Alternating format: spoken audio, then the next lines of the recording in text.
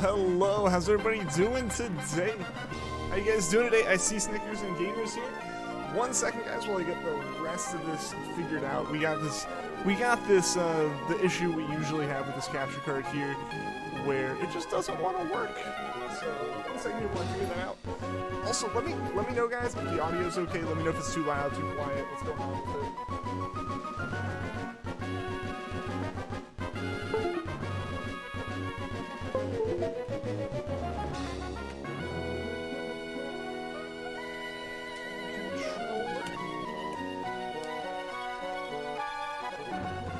So we have a controller for, there we go. Hey, Cinder, how's it going? Catch Combo isn't in the Fallen. Well, Catch Combo wouldn't be in the Fallen here. You know? This is the Jirachi Fallen. None of the other accounts have Fallens, though, so it would kind of make sense. Alright, let's kind of figure out how the heck I want my controllers set up. But yeah, how you guys doing today? Hope you guys have been having a good Wednesday.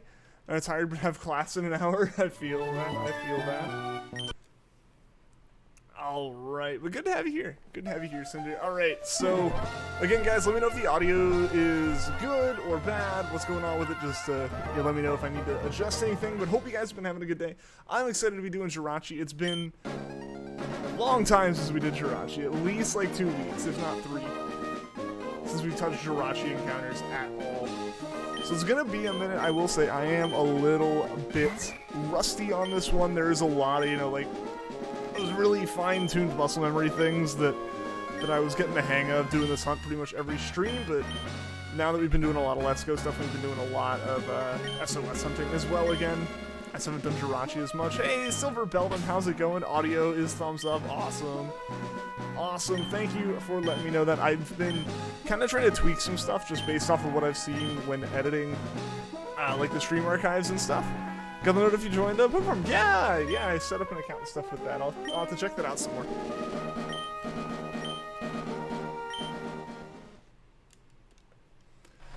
Found out that Pokemon Quest is 1 in 4096. That means there's shiny Abra yesterday. It was insane. Yo, that's awesome, dude. That's awesome. Yeah, because there's no, like, way to increase odds in that, right? Like, there's not really any kind of, like, farming methods or, like, hunting methods, right? It's all just full odds. So, like, the only methods you have is just do more encounters.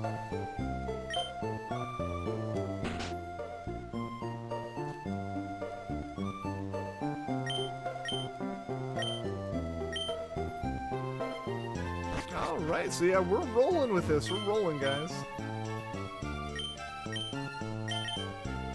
If you get any questions about the game, you can ask me and answer them best you can. Awesome, I appreciate it, Cinder. Appreciate that.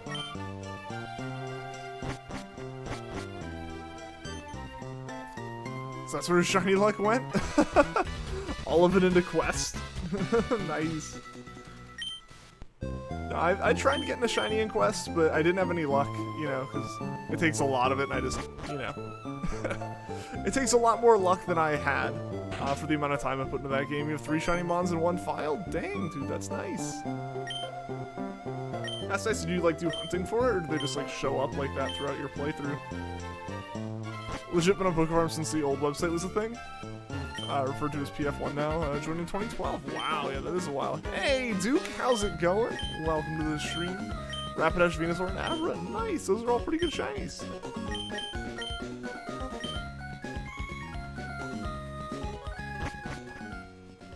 Got a Charmander, Caterpie, Onix, and Pinsir. Nice, that's awesome. You guys having some good luck with those shinies. They should have while you're building your team. Nice. Yeah, that's awesome. Like, because it is one thing when, like, they show up while hunting. It's another thing to have that many show up just, like, naturally.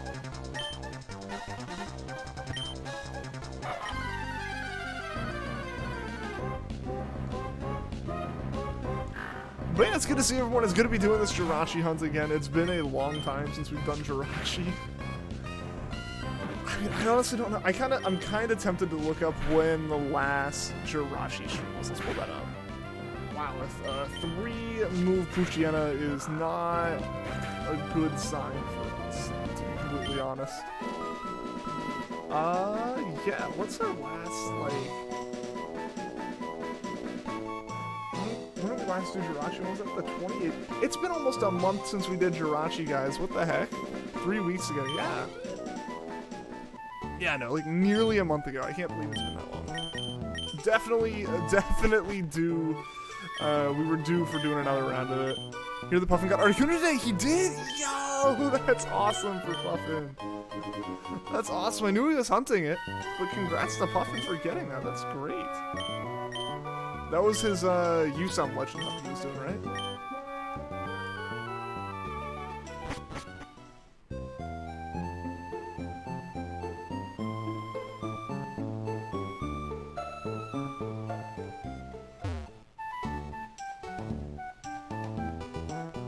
Sorry, I keep looking away from the stream. My cat's being all shifty. Friend got a shiny Geodude on his first encounter. That's awesome. Puffin's luck has been replenished by Kyurem. Yeah, he was on a pretty bad, like, drought, right? Like, he had a pretty bad drought.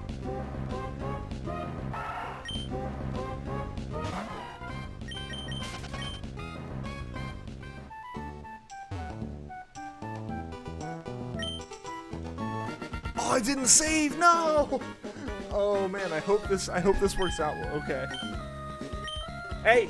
Hey. No.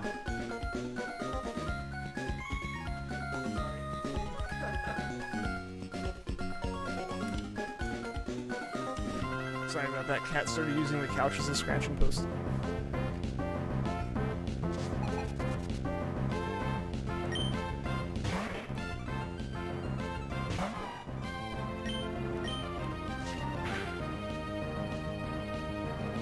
That's good news for us.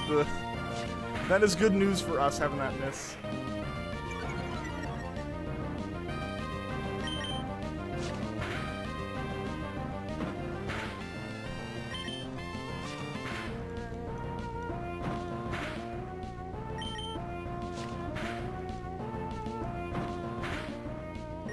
Alright, there we go, there we go.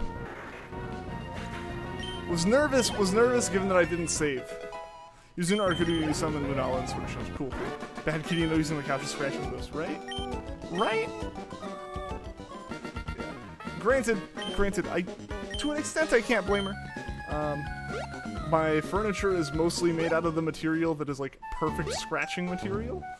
Like, but I bought it before I had a cat, so I don't think it's my fault there. But yeah. Yo, Wake, how's it going? Welcome to the stream, man. Hope you're doing well today.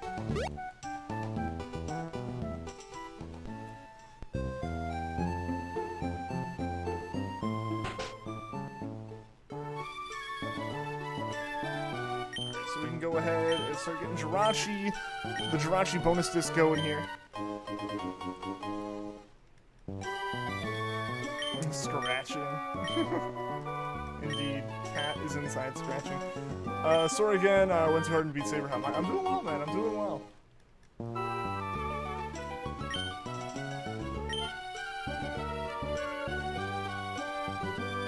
Alright, so let's get this saved.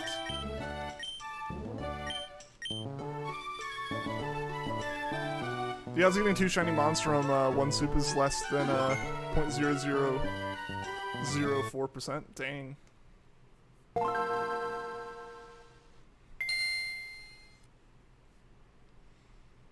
Yo, Cuddly Kitsu, what's going on? Welcome to the stream. Been a while. It's you, Mayu. What's going on? Welcome, welcome. Hope you're doing well. It's good to see ya. Yeah, hope everything has been going well for you. Alright guys, first Jirachi encounter in a long time. Let's see what we got. Let's see what we got. Not a shiny.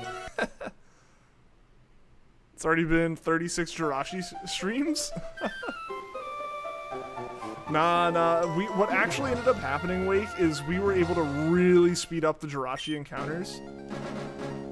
Getting them down to like 6 minutes on like average, and then we did a couple longer streams.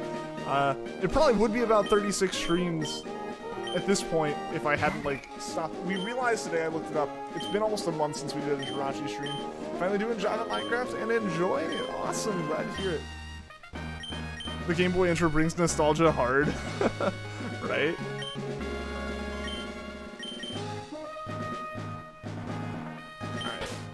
I just gotta get a lot better at this. I gotta get a lot better at my menuing again. Nearly have that right, man? Yeah! Yeah, so I'm really excited to potentially get more, like, copies of this hardware. I'd be able to stream it, to be able to stream multiple at once. I have a Wavebird now, so I just need the adapters or the receivers for it to be able to stream, or to be able to control multiple consoles at the same time. Yeah, so I gotta figure all that stuff out. That's been put on hold while I try to get into a new place. Just like, because my lease here is running out, so I didn't like add on to my desk yet, and I didn't add onto my desk, I don't have room to get more stuff, so it's been a lot of stuff, just like life stuff holding it up for a bit, but once that's taken care of, it should be something that starts to go a bit more smoothly and I make a bit more progress on. So I'm excited to be able to do more Jirachi hunting, because it's one of my favorite hunts I've been doing. Joshua, what's going on? Jirachi is actually your favorite Pokemon. Awesome. It's one of my favorites too. It's like, it's got a special place in my heart being a Gen 3 Pokemon, and it's just super special and super cool. If your lease is running out, just lock the door, it can't escape. Ah, good point, good point. But it's getting more expensive to own it, so so I'm gonna let it leave. I'm leaving that door unlocked. It's been hectic and confusing. Grandma has a boyfriend now, and it's good for her. Good for her, I guess. Assuming it's like a good thing for her. Just pay less money, easy fix. You right. Yeah, basically, technically my lease was originally supposed to be up about a week ago, but that got moved by a month just because like I had to give them like at least 60 days notice, so they extended it by a month because I told them a month ago. Yeah, so that all got extended, so I have until like middle of next month to find a place. I've been looking at some stuff. I have at least one good option that hopefully everything lines up for. Yeah, so hopefully all that works out, and the idea with it will be I also have a little bit more space that's just dedicated to streaming stuff. So I'm gonna be happy with that. Yo, what's going on, Vanillix? Welcome to the stream, man. Gamescom was today. How'd that go? Jirachi and Raikou are the last two amazing rare cards you need from the 9. Oh, for one of the like card sets. That's awesome. Hopefully you're able to get them Silver Belt. Yeah, I'm very excited to be able to expand the stream setup with this. Be able to expand the stream setup in general. Assuming since had one she didn't know about, yeah. You've only done 359 encounters. Yeah, so I realized today I've actually kind of accidentally taken a month-long break from the Jirachi hunt. It was originally supposed to be at least once a week, if not more often, but with like Let's Go streams and just other things coming up that like kind of either prevented streams and stuff like that, we just hadn't done this in a while. So yeah, we're finally back doing some more Jirachi. We're up to about 14 encounters per stream on a normal 2-hour stream. If we go longer, we try to go to like 20 in the stream. But since I'm playing off of one console, it's a lot harder. It takes a lot more time, a lot to unpack. Is it a lot of good stuff, or just a lot of like crazy stuff in general? Ah. One thing I did start yesterday as well is I picked back up. Oh,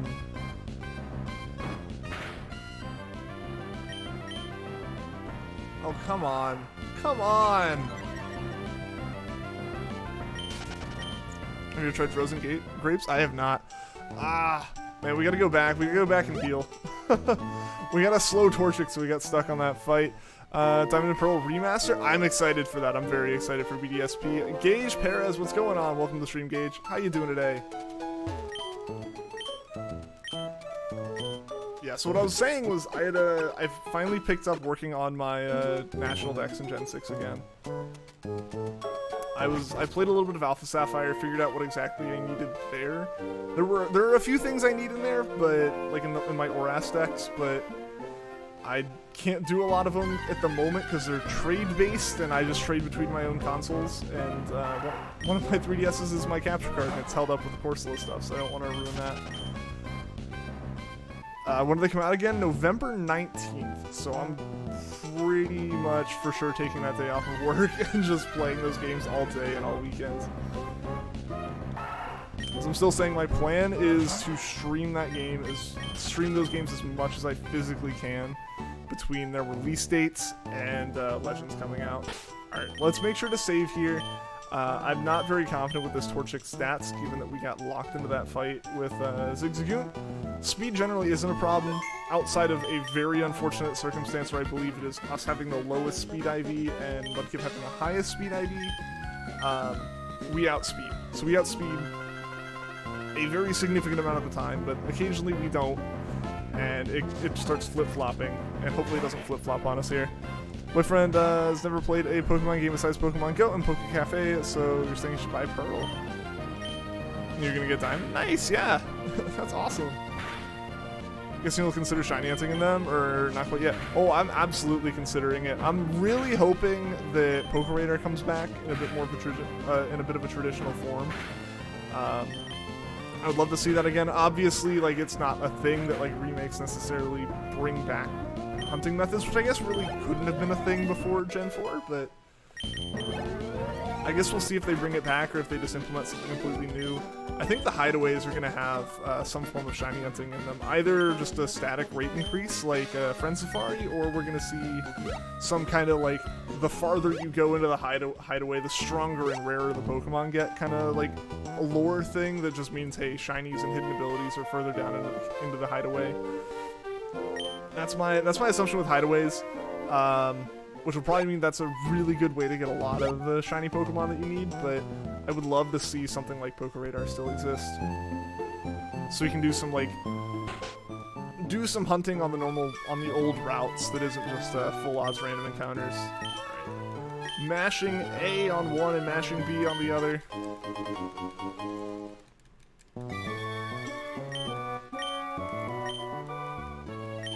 Been on a Splitgate grind, such a good game. What kind of game is it? I've never heard of that one. What kind of game is it?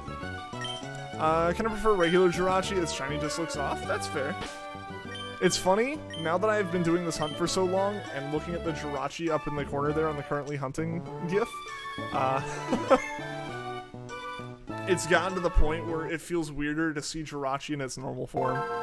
The good thing about Diamond and Pearl is, even if you're new to Pokemon Explains in the trainer school how types work. Yeah, I mean, most of them have trainer schools.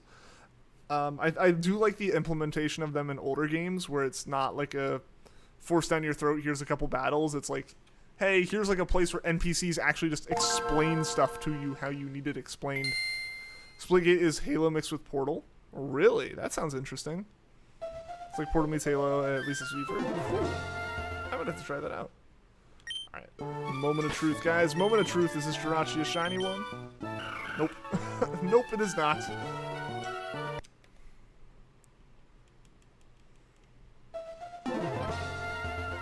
So everyone in chat immediately is like, it's Halo and Portal. I must have missed out on some announcement for this thing, man. Free to play too? Oh, nice. Is it on Steam, or what's it on?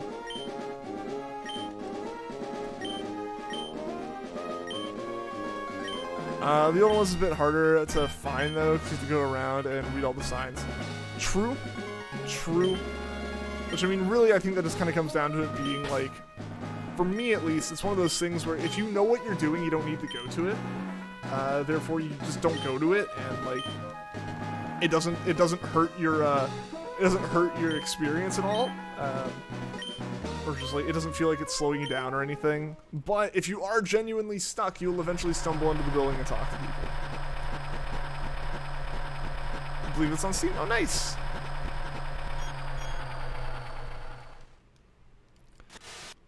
Released their first legit season today. The queue time's a little lot. That's nice. Yeah, it's just gonna come down to the number of players.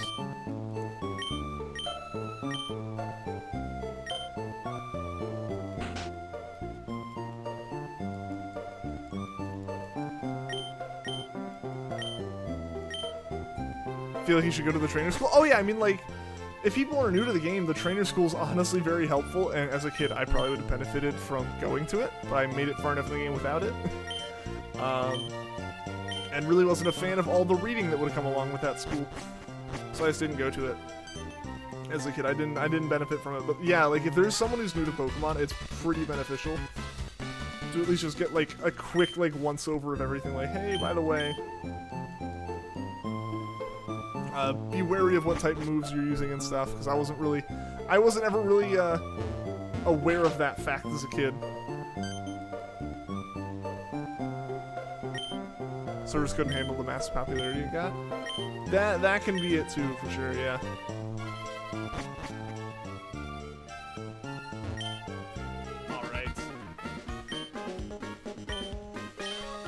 I feel like I'm getting this back. I feel like I'm getting the muscle memory back now, guys. We're gonna start rolling through this, I think.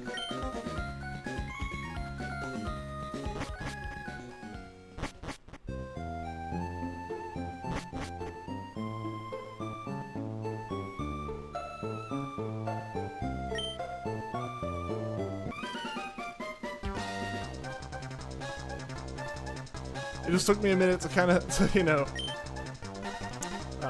get the rust off everything. Because yeah, like, this hunt really started to get optimized in terms of the movements and everything. I almost tried to hit a soft reset button there. Yeah, this hunt just started getting really optimized, especially in just like a dialogue and everything like that. Just, yeah, knowing which button to be mashing when. And like, it's all coming back. It all comes back pretty easily, but there definitely is, like, it definitely took that first encounter, or that first run of going like, oh no, I forgot to save. Called a mix of Unreal Tournament and Quake. Literally a map the game that references Unreal. Nice. Starting goes for BDSP and League. Yo, that's cool. Keep it hush though, no spoilers, man, no spoilers. I think the champion also got leaked as well, so hush hush on that too.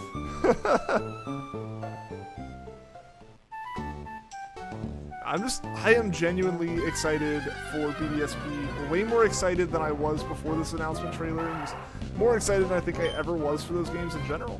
I think BDSP, I think they did kind of, in my opinion at least, totally everyone's welcome to have their own opinion, and we can discuss everyone's sides of it. I think the first trailer for BDSP especially, and kind of Legends to a point, really both of them, in February, those trailers were really scuffed, and what we saw like a week or two ago should have been what we saw in February. Not from necessarily the quality perspective, obviously they're still working on stuff. Like, obviously, like, stuff's gonna improve, and if they released the trailer back then, like, the visuals would probably have looked like they do now.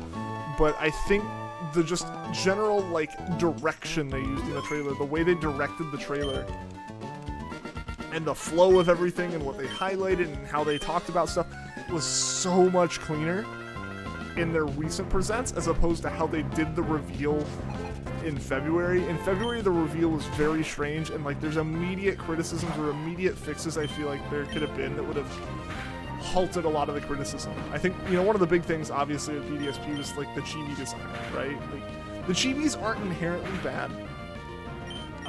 They can be done well. These ones aren't perfect, but they're like they're usable. They're solid.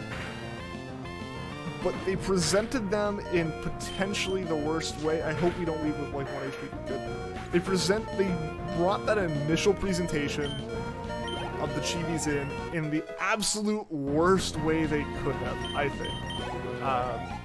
Basically, the way they ended up doing it, kind of in this past trailer, where there was very little focus on like the 3D-ness of the game, and it was 100% just about like, here's what the game looks like. Here's, you know, the perspective these characters were designed to be viewed from.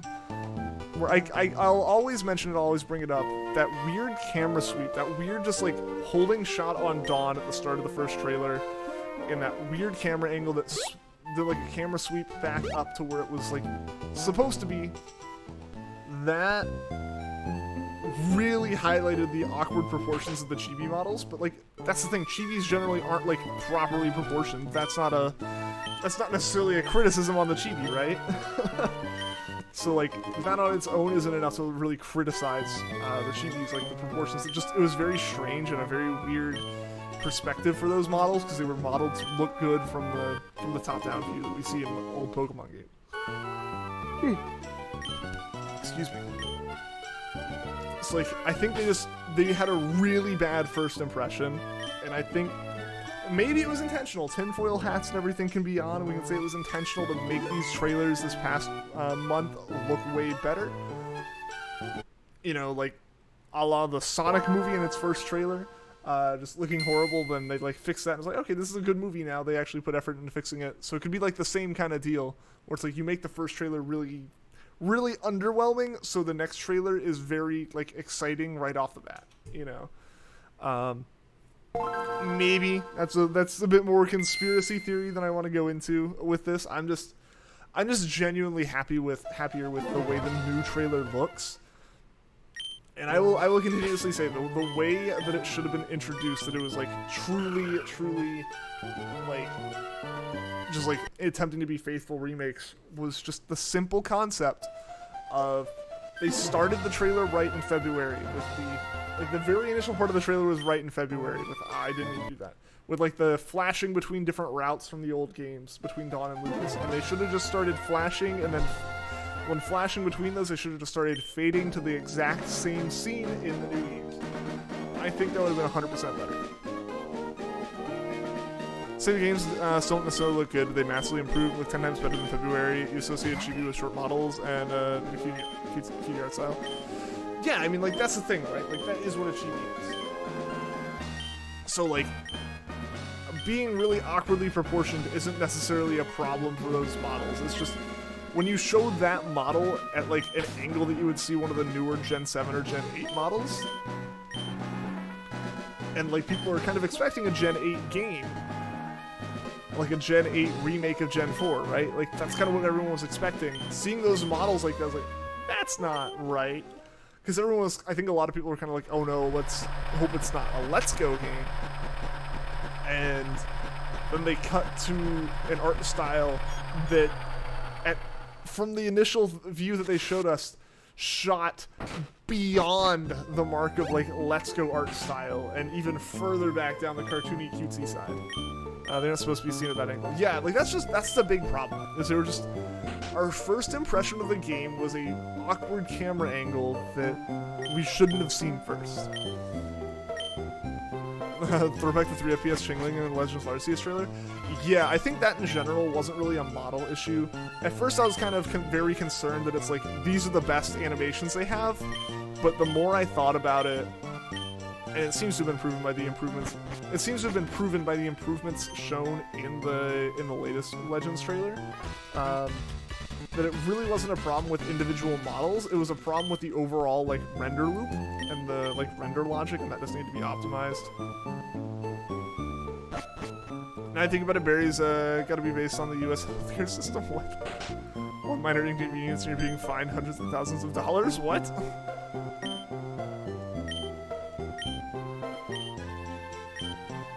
Halo Infinite finally got a release date? Did the rest of the features they cut from it get a release date as well? No, that's what sucked. Seeing like a co-op campaign and Forge aren't going to be available at launch. It's like, that's concerning. That feels very concerning to me. But what's the official release date for the parts of Infinite that will be coming out? Since I know it's basically like holiday 2021, but in like a year for the rest of it. Nope, it's Dumb Super 3 not having Forge and co-op included. Yeah, that's what I said. What's the nope for? That's what I said. It's dumb that those aren't in it. Yeah.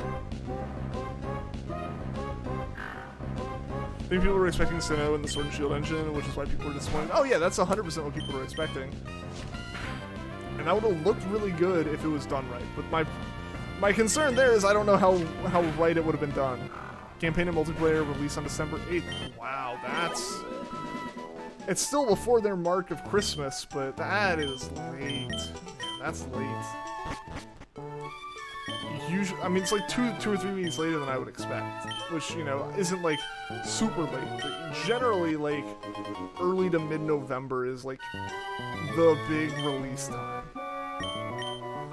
So them being on the rear end of that makes me feel like they really want that. They need whatever time they can get. Which, I mean, I hope if they need that time, they can use it well and they can like actually get everything they need to get done. But it's just, that's a concerning. It feels like they're really pushing it to even get what they promised in. That's the feeling I get. 2022 is going to be a pretty meaty year for games. Yeah, I mean, we start out with Legends of Arceus. That's really all I can think of off the top of my head that I was really looking forward to. I guess, I mean, Breath of the Wild's coming out, but Breath of the Wild 2 is coming out, but I still have Breath of the Wild 1 to beat. Yeah, I mean, generally I think there are a good number of games coming out, but I can't think of any more than Legends off the top of my head, really. Imagine Pokemon Sword and Shield, but the model's chibi. That'd be interesting. I wouldn't mind chibi models in the style of, like, Gen 6. Gen 6 chibis were fine with me.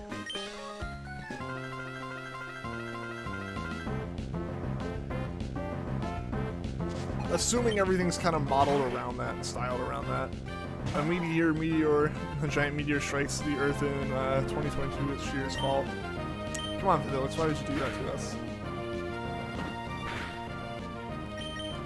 Alright, this is gonna be close, but assuming either we get crits... Okay, that's a lot less close. Alright, so we have to growl now. We have to growl now to counteract anything that isn't a critical. If there's a crit, it's just kind of over, unfortunately. So really crossing my fingers here that Mudkip doesn't get a crit on us, or that we get a crit on it. This might work, this might not. Okay, there we go. Good. That was risky. Does Legends run on the Sword Shield engine? No. No, that's a fully new engine from the looks of it. The engine might have been built using different pieces from the Gen 8 engine, but I very much feel like that's a new engine. Or very heavily modified at the very least. People saying Nintendo let them use the Breath of the Wild engine, which I highly doubt. Yeah, they're not using the Breath of the Wild engine. Looking at that, they really aren't. Legends can't run on the Sword and Shield engine. It doesn't have legs. It renders legs okay.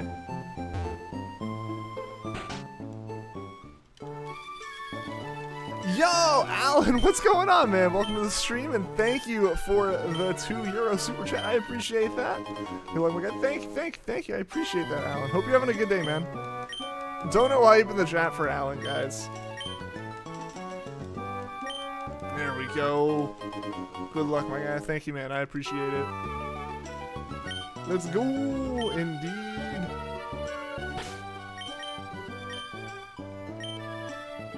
Let's say that game. If only Nintendo fully bought Pokemon, we could get better developed games, to be honest. They wouldn't, though. They don't need to. They make enough money off of it in its current situation, and, like, Nintendo already has enough stuff. That's kind of the thing, right? Like, I don't know. I don't actually know if that would happen.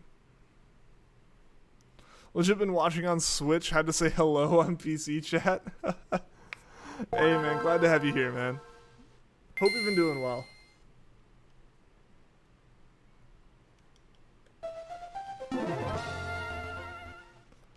Imagine the Odyssey team helping Game Freak. It's Fever Dream.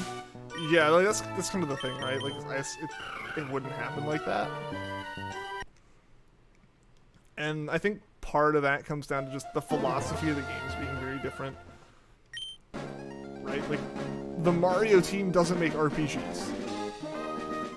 Like that's kind of the thing. I think, like, to an extent maybe Zelda team could, but like if we're talking like Mario or something, like I don't see it happening. Realistically, I think the best situation would be if all the like direction of the game is handled in-house by Game Freak, and then they can like talk to people who are actually good at optimizing games and getting like graphics looking fantastic.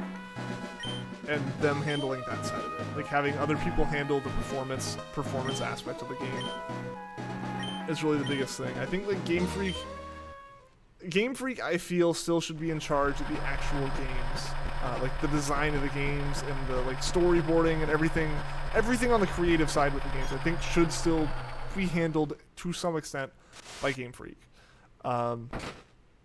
And then, yeah, you could let the technical stuff fall to a team that has better stuff, that has better skills with a lot of the requirements for, like, optimizing on Nintendo consoles. I think your chat's way behind. Ian just read Shear's message before it showed up on your screen. That's weird. Because, yeah, usually it's, like, the other way around, right? Like, chat's reacting to stuff before you see it. I mean, I guess there's always the option of just, like, refreshing the page. YouTube chat is incredibly, like, processor intensive. It's a developer you want to help Game Freak, Monolith Soft. I mean, they're under Nintendo now at this point, right?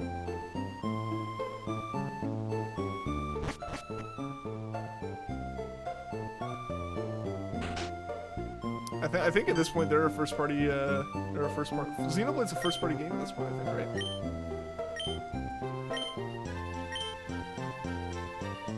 Waiting for Pokemon Master Journeys to come out on Netflix, but the trailer did not tell you when it's coming out.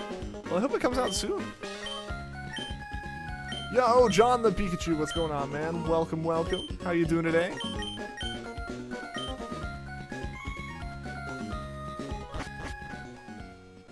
Xenoblade's first party, just published by Nintendo. First party, but just published by Nintendo.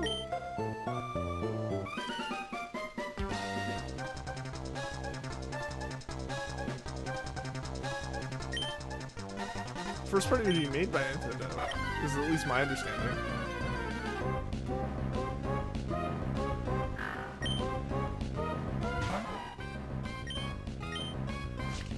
So bought their studio. Okay, yeah. Yeah, then the first party. The just in that sentence made it feel like, oh, they didn't do it, they don't own them or anything, they just published it. Yeah. Yeah, because I'm pretty sure they are a first party now. They are a first party game. They're like a Nintendo company at this point.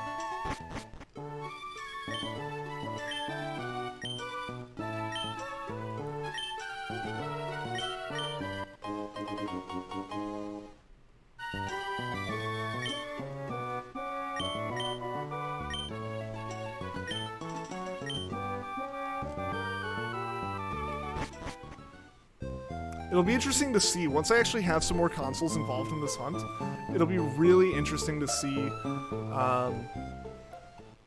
how, like, the Wavebird reacts when it's, like, hooked up to that many systems, and if, like, all the systems actually keep track with the same spamming. Helps with a ton of Nintendo games, though. The way you're wording this keeps making it seem like Monolith Soft isn't an entity owned by Nintendo.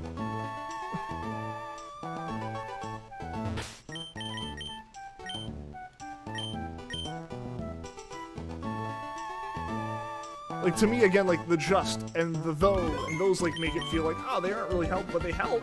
They do stuff. But no, it's like, they're owned by them. They are a Nintendo company, and they can just be, like, assigned to work on things. Which starter do I prefer? Like, of all the starters, Rowlets, of Gen 3 starters, it would actually be Trico. Mudkip is just, or Torchic is just easier for this because of, Mudkip, or Torchic is just easiest because there's less button presses to choose Torchic. More recent Nintendo games, we've seen them in the credits for so many times. Probably, if they're owned by Nintendo, Nintendo can go, hey, work on this. It's kind of how it works when you're like owned by another company, and they have other projects for you to work on. Built the Warden Breath a lot, that's cool. I just know those weird lines going across the bonus disc screen, but I don't think I can fix those yet. I don't think I can fix those at the moment. I'm just gonna run in with them.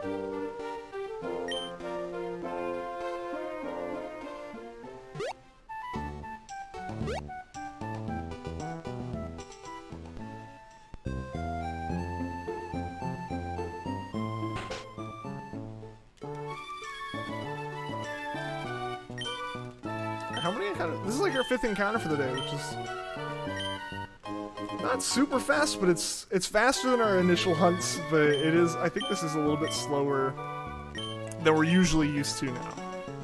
Which I think is to be expected, having not done it in a while. Just trying to get back in the groove of it. So we're definitely going to be keeping Jirachi in the rotation for streams more. And we've got to keep that efficiency up. Also, thank you to everyone who's left a like on the stream, I really appreciate it.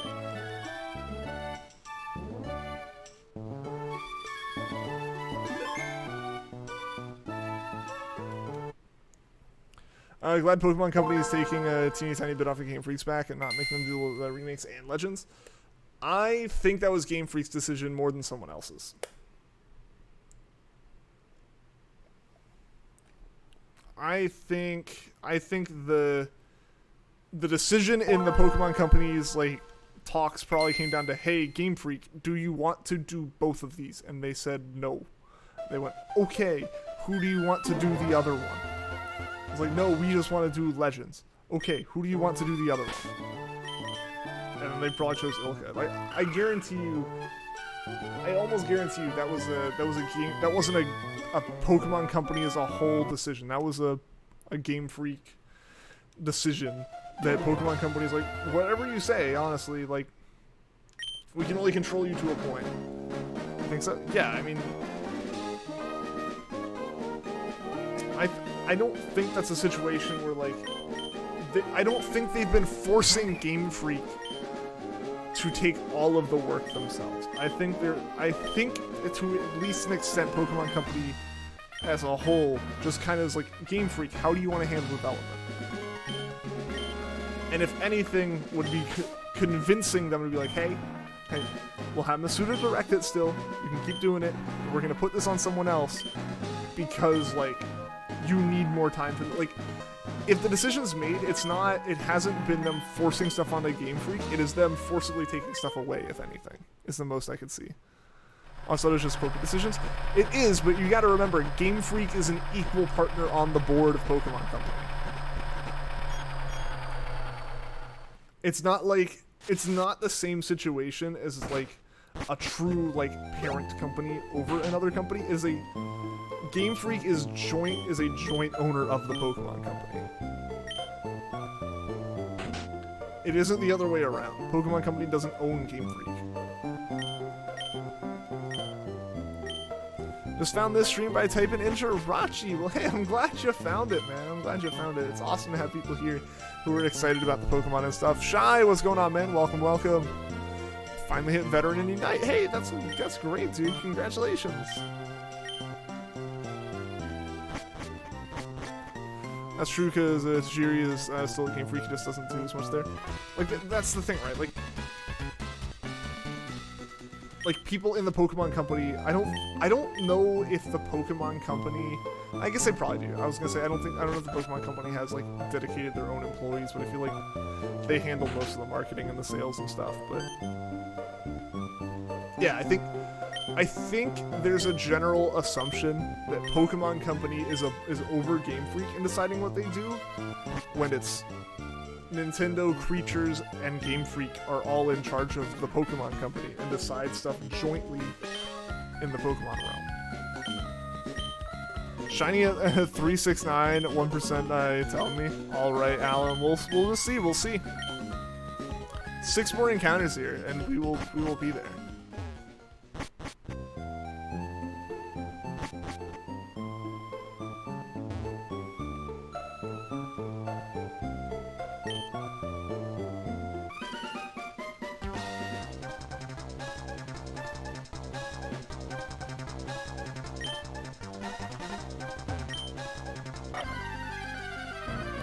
Put it on our console and pay us. Yo, Joshua, thank you for the sub. I appreciate that. A Heine, yes, please.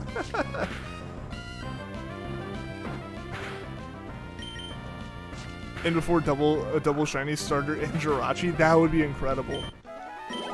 That would be genuinely incredible. I would love that.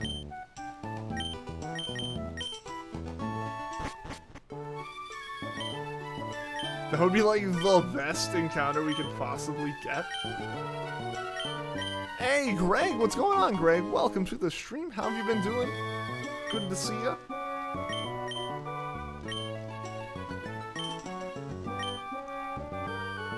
Wait for the day that we see a 2D Pokemon game again, like out of nowhere. I don't know. I don't know if we'll see a truly 2D Pokemon game again. Like as far as like a main core RPG, we'll see like a bunch of spin-off games. Obviously, still be 2D. Those can be done in 2D just fine. But they're gonna be stuff like Pokemon Cafe. I don't know if we'll see a 2D RPG again from Pokemon.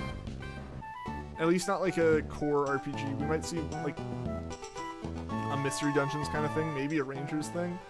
But I think in general, the farthest backwards towards 2D we'll go, I would imagine, will be something like BDSP, where it's still done in the same style as it was in 2D, all the cameras in the same angle as 2D, but I don't think we'll see anything. I don't think we'll see anything like truly go back to like a Gen 4 or Gen 5 style. It'd be interesting. It'd be really interesting. I know people have thrown around the idea of like Octopath and like Octopath's level of 2D versus 3D and stuff, but I don't know. I don't see that being a direction the Pokemon Company would be going in. In general, they've continually strived to make the games look more realistic. As much as people will immediately throw out little quips about like, obviously they haven't done that, like their games still look like garbage or something like that. But like, I don't think Game Freak's trying to be like creatively interesting with these games, or like visually interesting with these games and making like creative new like art styles or anything.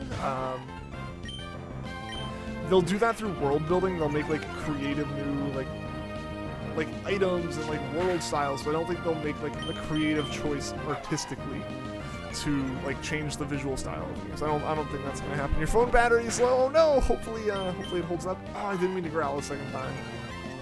Game Freak excels at 2D RPGs more than 3D.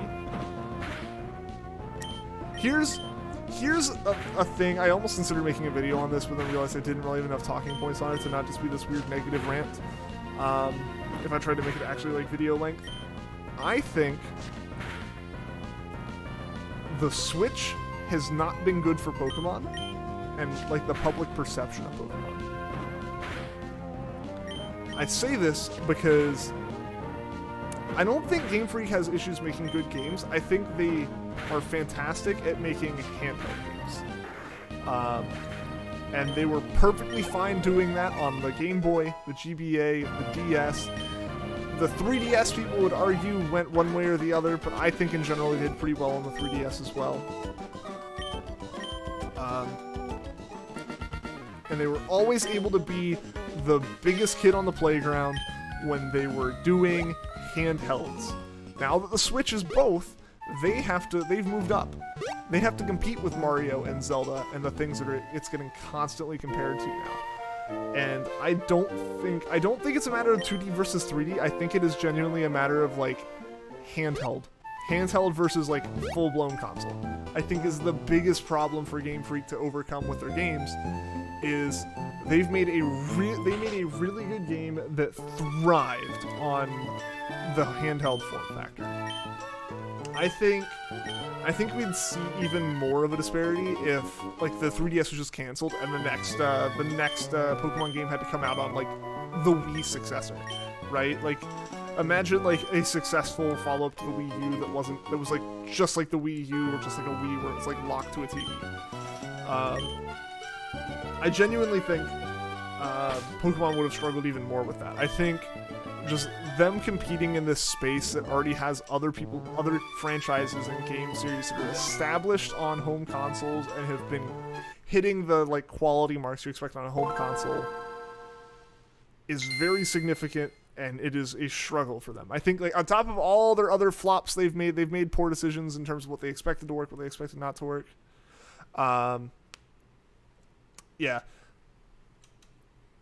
Like I think Pokemon kind of like dove a bit too far into the deep end. Like it feels like it's a franchise, right?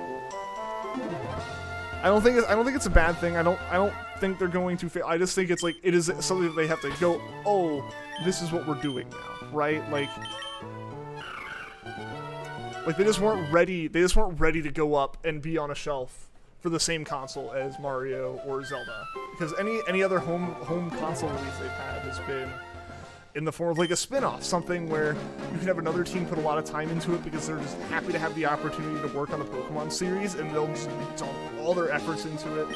And if it ends up not looking quite as good as some other game on the system at the time, because as much as I think people look at like games like Battle Revolution and say like, this is what Pokemon needs to look like, it's like, Battle Revolution looks great because we knew it was a spin-off game. I don't think it quite was on the same level as some of the other games coming out on the Wii, but it was fine because it wasn't like a core Pokemon game. It was just a spin-off game. It was just the battles. It didn't need to be perfect. Octopath Pokemon would look sick. It would look interesting. I don't know if it would fit Pokemon.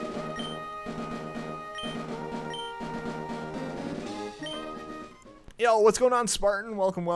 Greg Union Room. Yeah, I know, a lot of people saw that was back. Did I actually check I think I checked the Pokemon, right? Yeah, I did. I don't think Game Freak was ready for the console, even though they made a console game in the past. Yeah, exactly. That's what I was saying, yeah. They just weren't ready for it, and like, they do handhelds. That's what they've done. They've done the Game Boy, they've done the DS, they did the 3DS. Like, and they did fantastic on those, you know, compared to other games on those systems. Just compare in general, like, just look at in general at, like, the games look great, you know, when the resolution is, like, well below standard definition, right? Like, legit can't wait for Zelda Breath 2. Yeah, Breath of the Wild 2 should be coming out next year, man. They made a game for Sega consoles, and they also made a PC game recently, which recently came out on console. Yeah, but like, no matter what they've done, they haven't made Pokemon on a console, right? Until the Switch. I think Let's Go did really well. I think Let's Go was done very well. Look, like, obviously its graphics weren't exactly what people would have wanted to see on like a true full-blown Switch title for Pokemon. They did feel like they went a little bit more cartoony, which is fine, and it looks fantastic. I genuinely think that really, Let's Go is a very good-looking game. You know, obviously we've been playing a bunch of it on stream now. We've overcome the qualms I had with it in the past as far as streaming goes. But yeah, just in general, Pokemon as a franchise hasn't had, like, is going through the things that, like, a first-time game developer would really be going through, as far as, like, you put a game out because you were able to get it functioning on the system. It takes advantage of parts of the system, but obviously it's not perfectly optimized for it. And, like, it's things that, if they're a game development studio with 25 years of experience, we expect a lot from them. And we should. They should be able to deliver that. They're the most successful media franchise in history, and they're a 25-year-old game development studio. They should have their things together, right?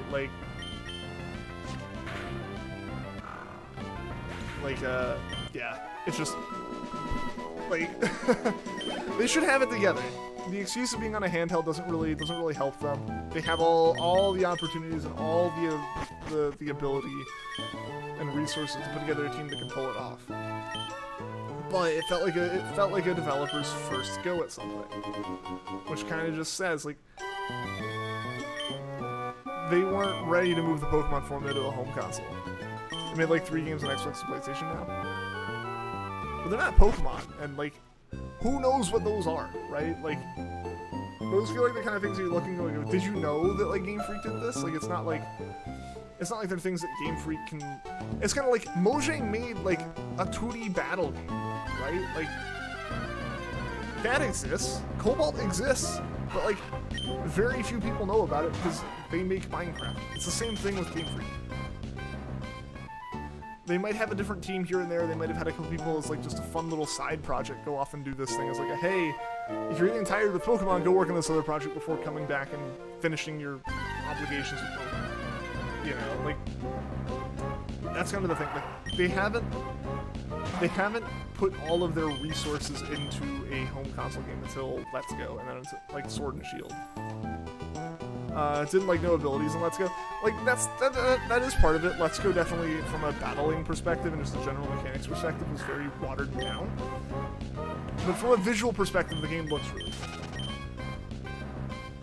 You say like what Game Freak has done that isn't Pokemon Little Town Hero you enjoyed. I just heard so many like negative to meh reviews of Little Town Hero. Like it was kind of like, oh, interesting, they're doing that. It's like, that's what they did?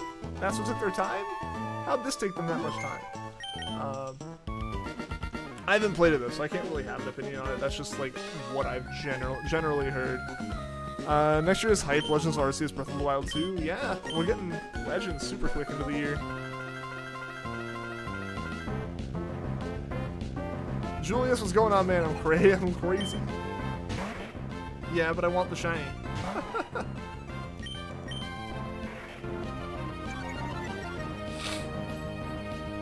Sorry a bit with working at to leave the stream. Oh, that's all good, Joshua. That's all good. Oh, I didn't mean to do a tackle there. I need to growl. Oh, that's really rough, actually. Wow. All these mudkips are outspeeding. That's not good. We really just had like bum luck with these Torchics, it seems. Next year we're getting Spider-Verse 2, right? Maybe. I know like another Spider-Verse is coming. Come on, Torchic. Crit. Ah, that sucks. That sucks that it outsped on that turn. It's been 50-50 the whole time. I think it's a good studio. They just need to get used to the Switch. I agree. But I think them not getting used to the Switch does tarnish the reputation a little bit. I think a studio of their size should have been able to spare the resources to accommodate the Switch much more quickly. Sure, they aren't on the same level as like a true first-party developer like the Mario devs or Zelda devs, but I imagine if Nintendo went, hey, we're making a new console, Game Freak could go, can we get a dev kit as soon as possible? And they would go, sure, here it is, immediately. So they don't have an excuse to have not been very well versed in using the Switch and developing for the Switch, even if at the time they were still making a use of.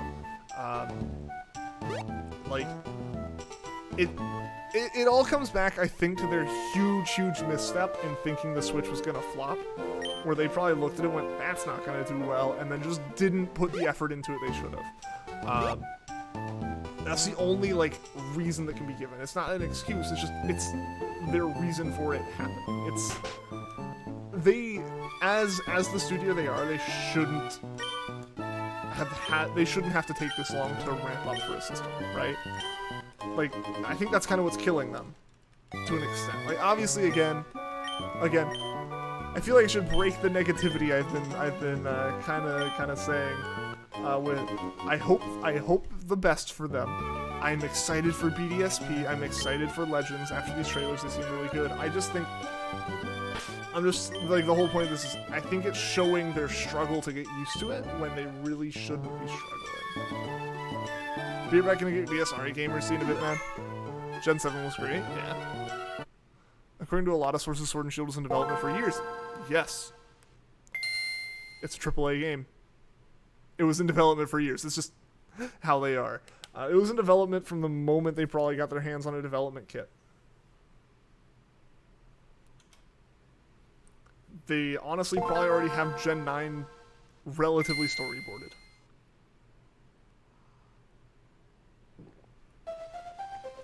And the Gen 9 engine is almost certainly either being worked on or the next thing to be worked on post Arceus release.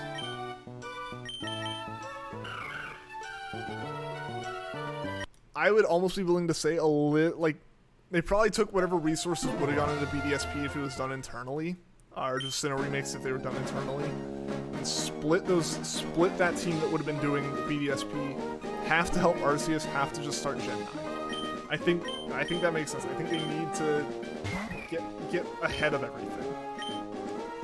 Wouldn't be surprised if Gen 9's getting out of planning stages. Yeah. Oh, I mean, absolutely. Absolutely. These games take a long time. Can find your Lotad. Dude, I hope you find that Lotad, gamers. I hope you find it soon, man.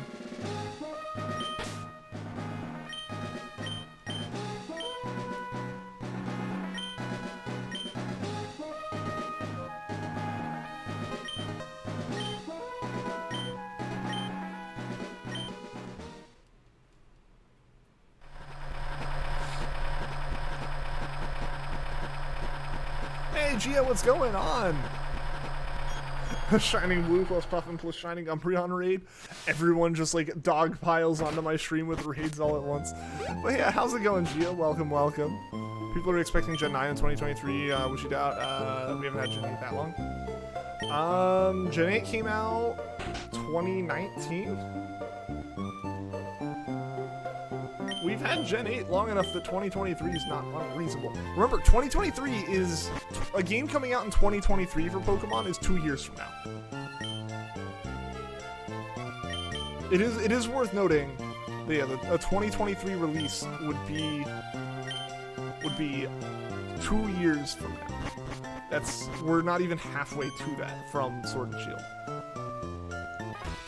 So 2023 is not unreasonable.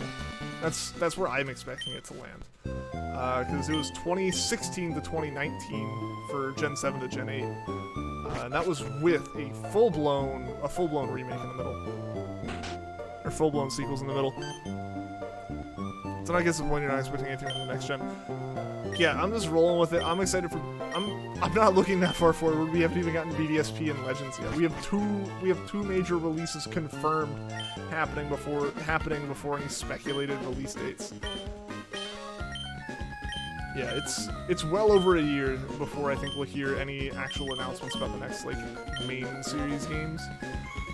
So that's part of why I was very nervous about BDSP and Legends at first. Is like, yo, these are all we're gonna have for a while. Hopefully they're good.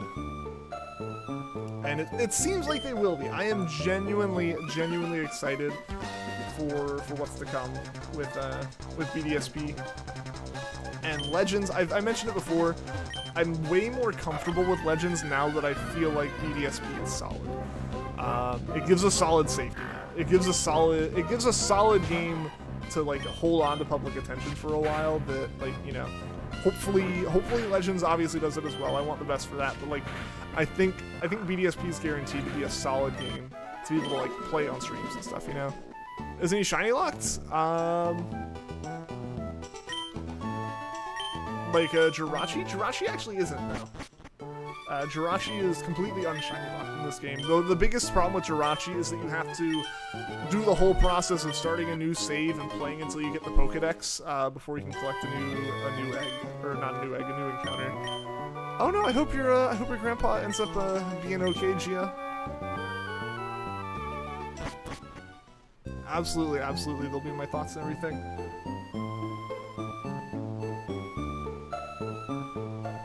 I'm so sorry to hear that. Hopefully everything ends up being okay there. If Game Freak comes out and says, I'll be stuck with Legends for a bit, you'll be okay with that? Yeah, I mean, as long as Legends is good, I'm totally fine with that being like the latest game in the series for a while. I would like, this is kind of my hopefulness of what I feel like the franchise would look like if it was like a healthy version of the Pokemon franchise would look like if it was to be a thing right now. It's my take on it. Obviously, it's not necessarily everyone's take. I think BDSP and Legends coming out in the order they're coming out now and everything is correct. Sometime, you know, give Legends a few months. Sometime in the spring, announce that some other small development studio is working on some kind of Switch Pokemon game. Something smaller, a unique kind of concept, a fun game that's like actually fleshed out with content, but not like a core game. Something along the lines of a ranger or a mystery dungeon. Not necessarily those, because again, I don't think it doesn't have to be specifically these things that we're nostalgic for. I think it's fun. Why are all these Mudkips so fast today? This is ridiculous.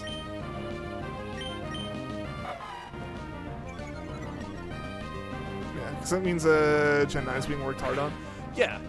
Yeah, I mean, I want them to work. I want them to work. That's why, like, kind of like my theory is, I think we should see some other, you know, third-party spin-off game handled within the next, you know, year. I think by like announce a game for holiday 2022 that is like a like Pokemon game in the sense of being in the Pokemon universe and being like named Pokemon. Give us a new Coliseum. Give us, you know, just anything, right? Like, just give us something to flesh out Pokemon more. Is really all I'm looking for like the next year. You know, we've got two games that are being considered fairly core games. Legends is obviously its own series by the naming convention.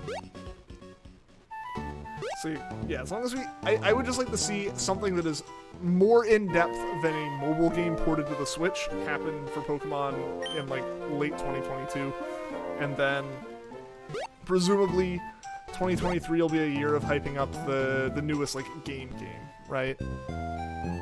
Something like that Legends is releasing in January, it still makes you uncomfortable. Pokemon hasn't released in January ever. I think that comes down to BDSP being the safer bet to sell a ton of at the holiday season, and they still want to get Legends out relatively soon. They kind of want to make it a whole Sinnoh thing, I think.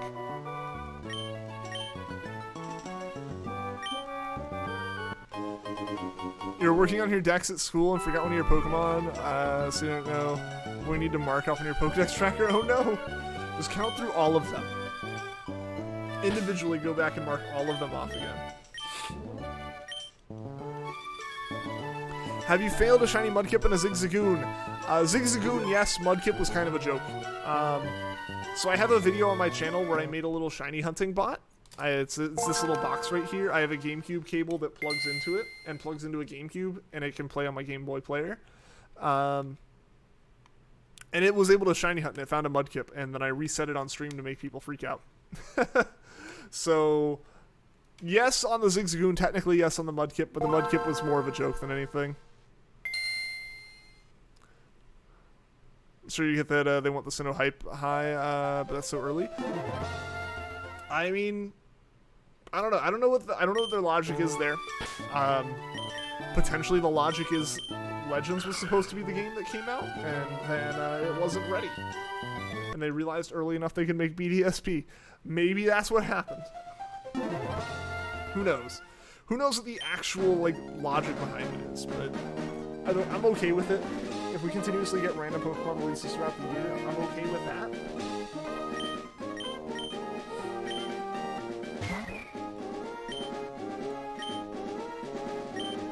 Yeah, so the January thing isn't super duper worrying for me. I think the most worrying part of the January release that was ever a thing for me was my concern if we didn't see anything about Arceus before BDSP came out. That was my biggest problem there. Also, yeah, this is getting wacky. I don't think there's anything up with the disc. I think there might be something up with the game, but I might need to just take it apart and clean it. If we get a cool spin-off next year, maybe you'll feel better about it. And that's kind of what I'm hoping for. That's what I'm hoping for. Technically, Legends is that cool spin-off. Remember that part. Remember that part.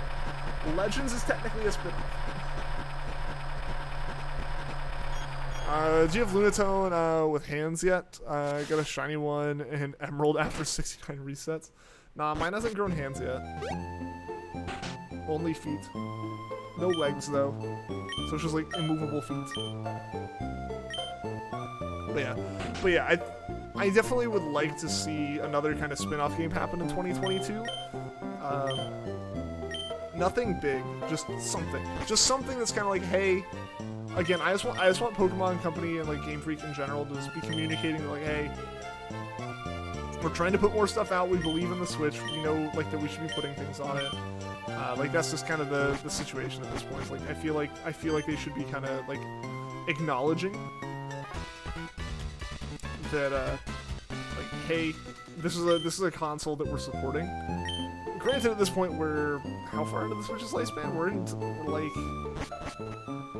We're over 4 years into the Switch's lifespan, which I'm guessing, at kind of the way the consoles are going, is probably about halfway through it. So we'll probably see Gen 9 on Switch, and then like hopefully they kind of remember their mistake with Gen 8 and Gen 10 is like actually worked on with whatever the Switch successor is. Welcome back, gamers. Welcome back. I don't know, maybe, I don't know exactly how the Switch is going to go down with, I don't know exactly how the Switch is going to go down with whatever its, like, you know, follow-up is, right? I kept trying to say predecessor, but predecessor was wrong. It was the opposite. Whatever the Switch's successor is, I don't know what that, like, process is going to be for the Switch. Because it could just be a second, it just could be a new Switch that's more powerful, but at that point people are like, oh, why is it not just the Pro? I don't know. I don't know what exactly Nintendo's next step is, but that's just kind of how Nintendo rolls with home consoles. The fact that like the fact that their handheld line's like gone kind of makes me think that it's probably going to continue to be the hybrid stuff.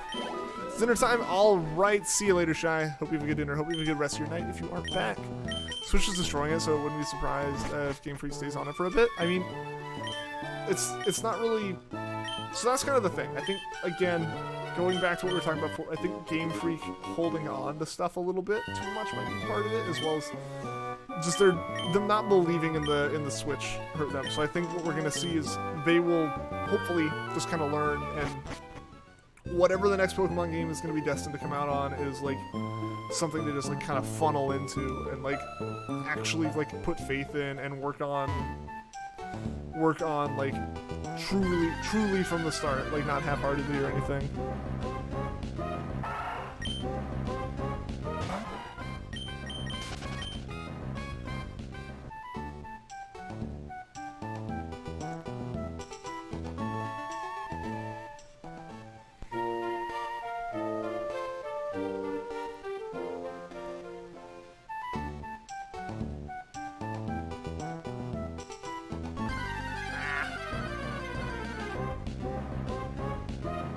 I really hope this Wingull doesn't outspeed us. I know it's only level 3, but we've had some really rough times. Yeah, that Wingull's rough if it keeps us from running. With a super effective move in Water Gun.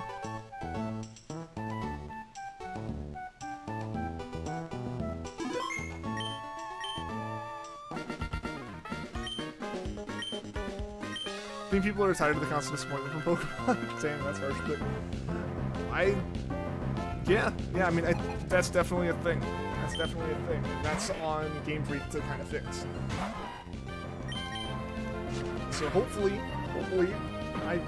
they kind of, you know, take the criticisms they've gotten and look, like, genuinely take a look at the missteps they've made and, like, figure out how to fix it.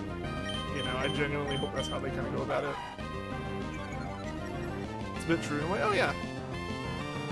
No, I'm not saying it's not true. I definitely think it's a very blunt way to put it. But it's not true. It's not false or anything. Yo, what's going on, Ian? Welcome to the stream. How are you doing today?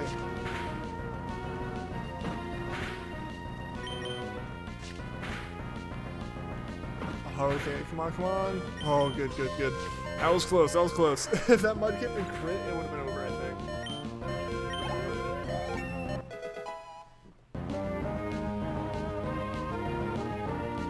Never been disappointed in Pokemon, but you've been upset a few times. Yeah, for me, definitely, like, there was a very much moment of disappointment when hearing about the Dex thing. Obviously that is a very controversial topic in general with Pokemon, but I was definitely, like, as someone who has been, like, a completionist and been trying to collect everything, and literally, like, my whole thing with Pokemon is catching rare Pokemon and collecting all of them, and wanting to get them all in one big national Dex. The fact that disappeared in Gen 8 was very disappointing. Like the fact that it wasn't even possible to like kind of fake make one of your own. That was very disappointing to me. I wouldn't say I was disappointed by the BDSP or the RCS trailers by any means. I was definitely kind of like felt like they were lackluster, but they recovered. They definitely recovered. Because I think I just kind of went in at that point with fairly low expectations in the first place. With the odds of Dex now being so unknown, you have no idea when to expect the next shiny. You're thinking 1,000 or below. Probably. I would like to think it happens less than 1,000 with a method. taking the steps forwards and then back and then forwards. They're just constantly going back and forth. If they're making forward progress, I'm totally fine with them misstepping here and there. I just think, again, I think the biggest thing that has happened was their misstep with their thoughts on the Switch. Without that, like, that compounded any other, like, normal expected kind of missteps, right? Like, no game studio is perfect. Every game studio is going to have little, like, slips here and there. That's totally normal. That's totally expected. There's no reason to, like, bash on a company relentlessly because, like, they dropped one feature. Like, Mario Maker 2 removed, like, the outfits, like, the custom kind of outfits, like the like question mark mushrooms that had like special outfits with them. I don't know why they took that out. That feels dumb. But like that being one of the few things they did in that game that wasn't like fantastic is like not a reason to make the game bad, right? It's not a reason to say Mario Maker's dead. It's just like, and usually that's the kind of things I think Pokemon does. I don't think Pokemon usually makes like horrific decisions that are bad. I think they really misstep with the Switch and it highlighted a lot of them. And the problem is, once it does happen, once you've made a big enough misstep, people are paying a lot more attention for a while to make sure, like, they've made a misstep. Are they going to make more? And then, you start digging, right? That's kind of the situation, I think. That's what Pokemon's dealing with right now, is a lot of scrutiny, which isn't uncalled for. It's not uncalled for, so, like, hopefully, I hope for the best that they, like, actually handle it well. Gen 7 was a step forward. Gen 6 was a small step forward and backwards. Gen 6 was just fine. I mean, Gen 6 as a whole was like their first attempt at 3D, which that's a big enough step that I feel like, hey, that's totally normal to be like, that's normal to kind of be like, okay, yeah, goof up with this. That's kind of expected. Like if there's any weird inefficiencies or like poor optimizations and stuff. And they did well with it. They did well with that. And again, it comes down to they embraced the whole idea of the 3DS. They embraced the fact that the 3DS was a 3D console, like in terms of just rendering 3D models. They embraced that, they ran with it, and I think it worked well for them. Gen 7 was a refinement on it. Then Gen 8 was just, they didn't have that faith in the console, and it was just a misstep. That's all it really is,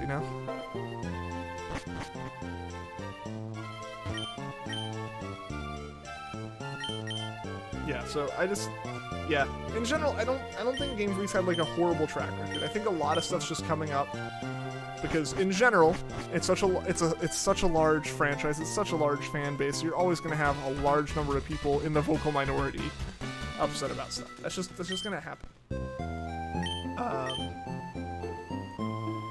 Yeah, then you said the one big thing that now everyone's like kind of going back and looking at stuff. Don't you have to delete the save file to make a new game? Not before Gen 4.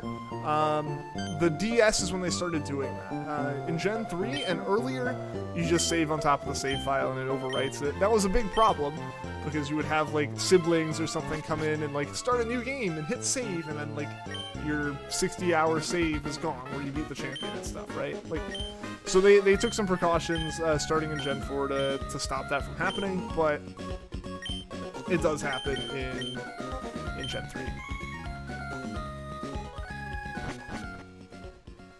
Yeah, so like, yeah, Black 2 would be like that. Gen 4 was when they started having that like button combination that would like prompt to delete the save. Or at least like requiring you to go through that. Gen 6 gets more hate than it deserves. Sure does its flaws, but I think it's such a good gen, especially ORAS. Oh yeah, I think people in general kind of consider ORAS like a Gen 6.5. I think that's fair. I think Gen 6's story is a little bit weird. I don't remember any of it, despite having played it relatively recently in comparison to some other Pokemon games I remember very well. So, yeah, to me, I don't know, I wouldn't say Gen 6 was, like, fantastic, but, like, but they had a lot to do. You know, they remodeled they modeled every single Pokemon up to that point in 3D. Are we getting raided? Angel, what's going on? Welcome to the stream, a Twiggy raid. Welcome, Raiders, how's it going?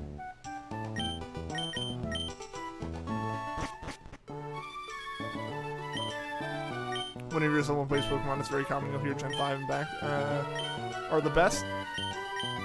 Raid hype? It seems like it. Yeah, Vanilla's the thing there, though, is that's nostalgia. That's nostalgia. It comes up regularly on the stream, but you've been here for the conversations before. Go back like 4 or 5 years, Gen 5 is after the point of good Pokemon games. Go back before that, and Gen 3 was the best, and then like Gen 4 became the best, and now Gen 5 is the best. Like that's the mark for where Pokemon peaks, keeps moving as the fan base gets older and the nostalgia kicks in. That's what happens there. I think up to Gen 7 Game Freak at least try to make good games because Gen 7 has a lot of new features. I don't think they didn't try. I don't think they didn't try with Gen 8. I think saying they didn't try, they phoned it in, is kind of wrong. I think they definitely they dug themselves a hole and they tried really hard to get out of the hole and they like just barely, you know, like they put a lot of, I think they put a lot of effort into Gen 8, but a lot of it was them fixing some of their issues. Yo, hashtag Twiggy Ray from Electro, the Zappy fellow. What's going on? Welcome, welcome. Is this a Turtwig trainer? How's the stream?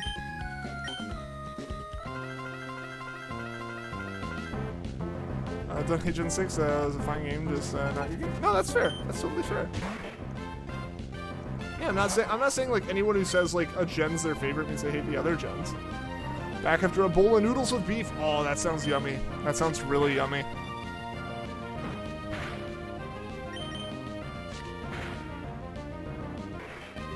Yeah, like no, so no way am I saying like, you like Gen 5, you must hate Gen 6 or something, or like by saying like Gen 6 isn't the best, I don't think you hate it.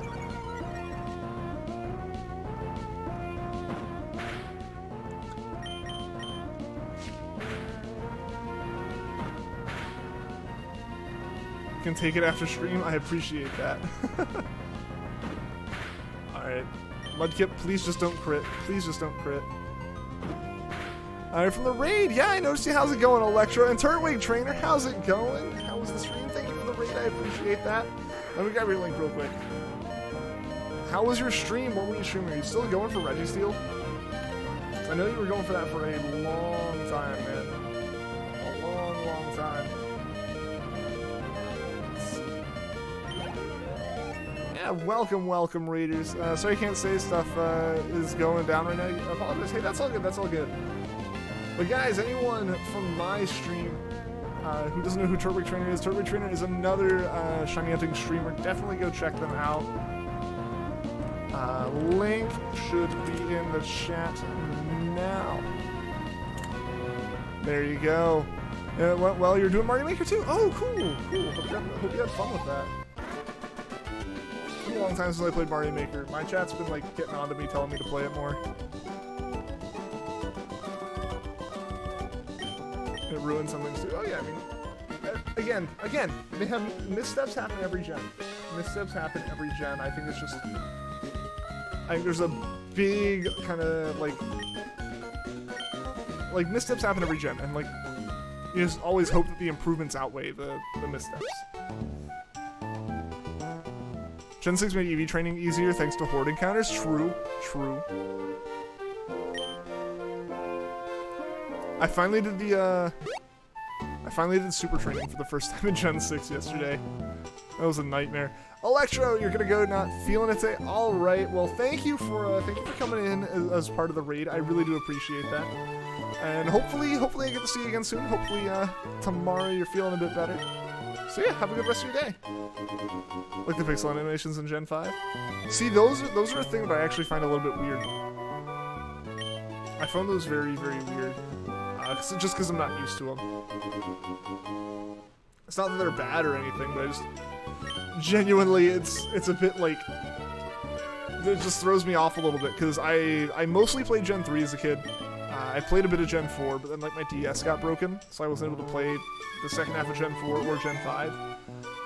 So I didn't come back into Pokemon until ORAS. So I like skipped Gen 5. So all of the like art style in Gen 5 is in this very strange, like weird state to me of just I'm not used to it. 2D, 3DS models in Gen 5 are so cool. See, like, yeah, like all the sprites were in 2D and then the world was fairly 3D rendered. Like it's really cool, and it was them pushing the DS hardware as far as they could possibly push it. But yeah, just for me, like, because it is so, like, boundary pushing, right? Like it feels strange. It feels strange. It's kind of like someone who, you know, has never played VR, and VR like makes them feel motion sick and weird and dizzy. It's just because they aren't used to it, right? Like, it's nothing against the tech, or it's nothing against like the design of it. It's a lot of really cool stuff going into it, but it's just, it's weird not used to it. Megas were a spectacular thing. Megas are pretty cool thing. Megas are one of the best parts of Gen 6, but G-Max is just worse Mega.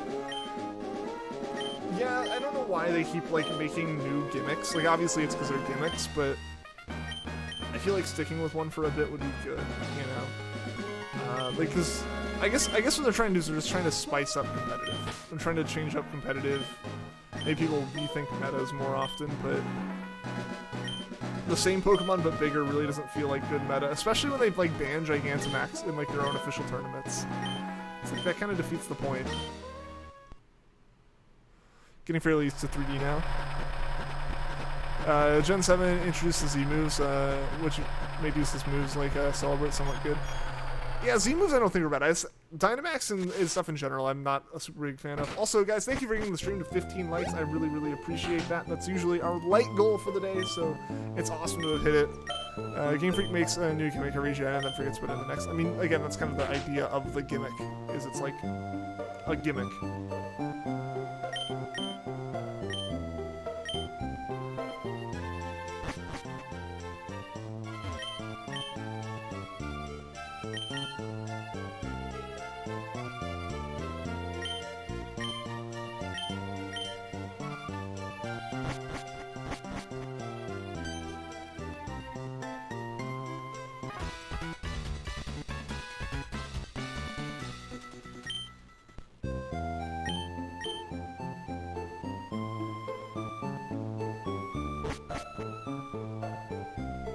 I kept Megas for a while because I knew it was a popular thing. Yeah, like they kept them around, so I don't know why they didn't just keep doing them.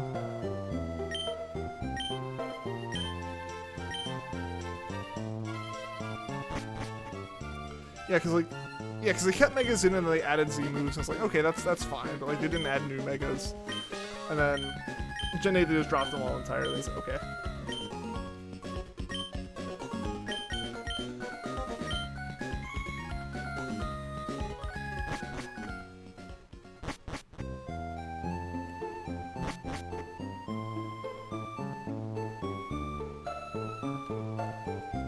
Megas were next to my Aura, Sun and Moon, use them in Let's Go.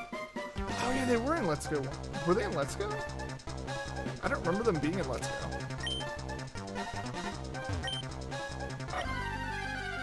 Gen 9 will introduce Shrink Max for sure. We've gone bigger, now let's go smaller. Massively increase agility. It's strong style versus agile style. They were in Let's Go. Huh. Yeah, I'm surprised I don't... I guess I haven't really done enough battles to notice. Interesting that they would say in Let's Go as well. Granted, technically Let's Go kind of counts as Gen 7, at least that's how they've always pushed it. Or the community as a whole has kind of just viewed Let's Go as part of Gen 7. I think Blue gives you a Mega Ring and you can buy the Mega Stones from Pokemon League from an NPC. Gotcha. That explains it. Like, getting Megas that late into the game, to me, as someone who immediately goes and shiny hunts, feels pointless. Especially in Let's Go when, like, I haven't Pokemon battled outside of doing the Elite Four again since I beat the game. Right? Like I caught Mewtwo, and that was the last time I saw, like, the actual battle screen with moves in Let's Go. You know, like, it's just, it's not a major part of the post-game in Let's Go. From a shiny hunting perspective, so like there's no need to be aware of any of the battling mechanics.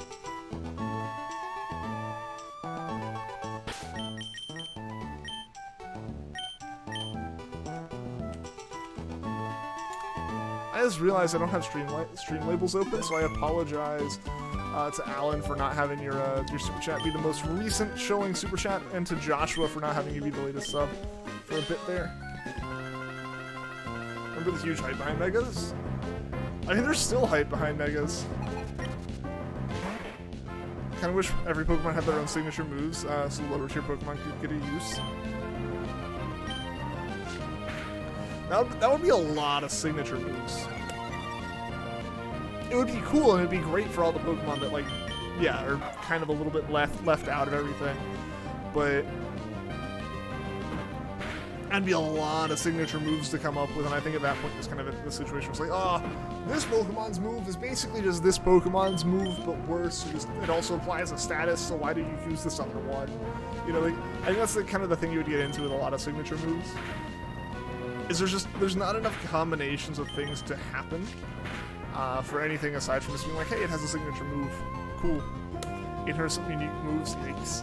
Yeah, like that's the problem there. It'd be a cool idea. I think it'd be really interesting to give every Pokemon its own, like, unique thing. But it's just a little bit difficult, I think.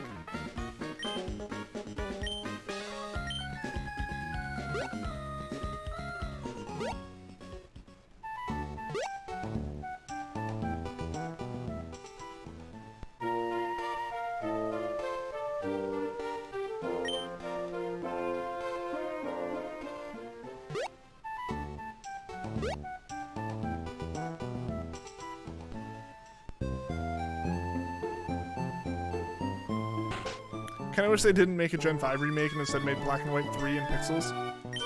That'd be an interesting way to go about that.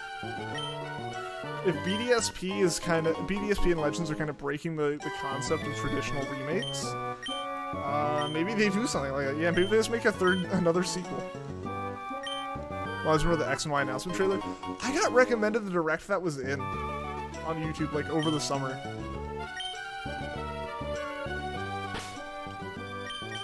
No, it was just like iconically just like bare bones. It was like, yeah, we're doing this. Oh, okay, cool. And it was like one of the first directs ever, or at least one of the first like broadcast directs as we see them now.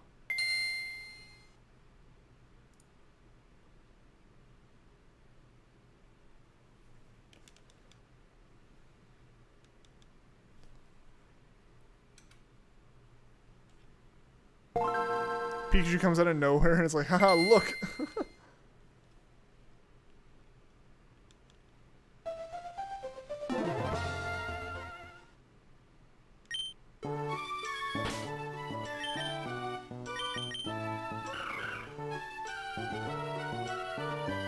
And there goes Alan's prediction for today. Rip.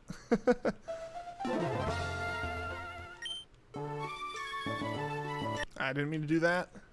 I'm so excited. Heck yeah.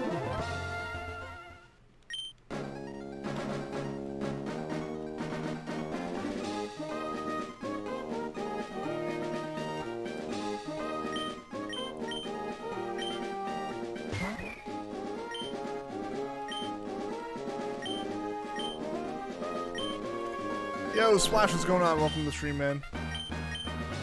How are you doing today?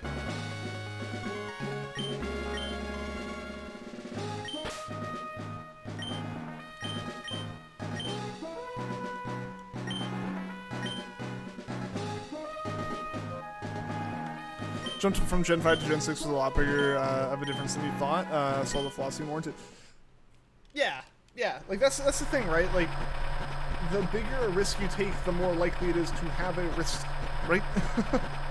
You know, like, it's obviously you don't want to like misstep on every single one of the risks, but like, it's also not like unheard of, you know. Getting a good IV Volbeat with an egg move is so hard. I mean, yeah, in general, I can imagine getting, like, good IVs and an egg move at the same time is probably pretty difficult. 369, let's go! Let's go, let's see. Will we find ourselves the shiny this time?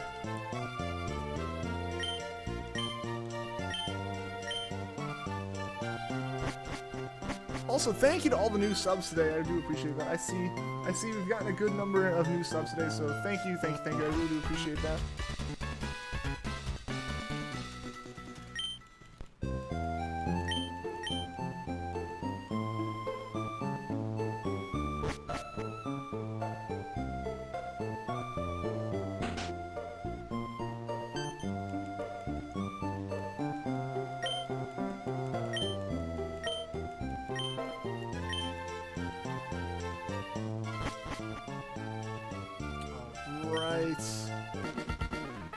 I definitely think we've gotten back in the groove, guys. I definitely think we've gotten back in the groove. We're gonna have to keep the Jirachi streams coming a bit more often now. If you shiny hunted more often, you would hunt Spinda because of its unique patterns. Like, you just do a bunch of Spinda hunts, or like you just want to have one that's specially yours.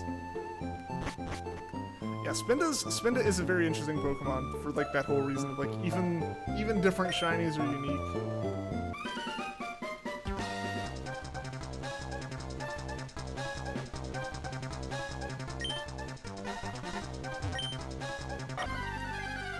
I can't tell if your Taillow got Wing Attack or Pluck because it's in Japanese. I'd ask you to post the name in chat, but that requires being able to type in Japanese, so... Good luck. I guess look at the stats.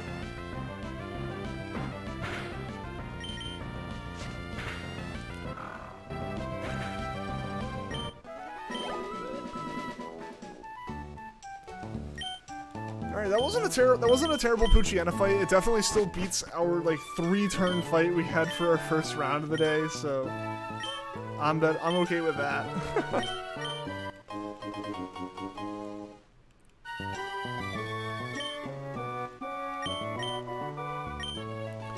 Most companies do care, Vanillix. I just think there's, again, a scale thing. Most companies do care about fan games. Sega is the exception in this situation. There's trying to like kind of imply that like it's Nintendo or Pokemon that's like the one that's weird about not accepting it. It's not really the case. Sega with Sonic Mania was really the only time I can think of where like a fan game has truly been like accepted and pulled in if it wasn't like an indie franchise.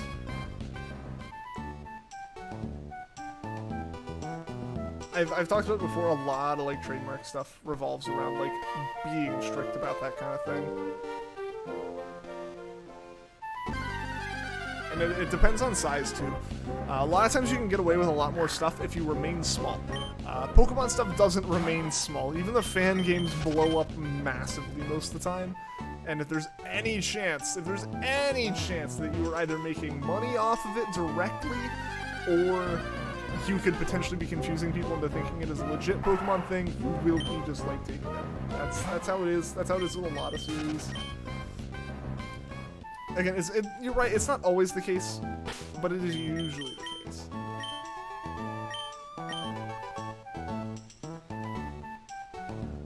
There's rules to it, but you've never seen a company go that far.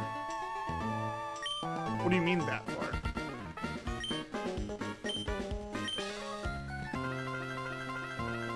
Do you mean like go as far as like Sega to pull them in and make them their own thing, or like so far to shut it down? Yes. They go far.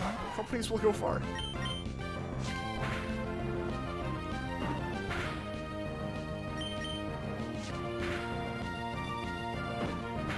It is Wing Attack. Okay, cool.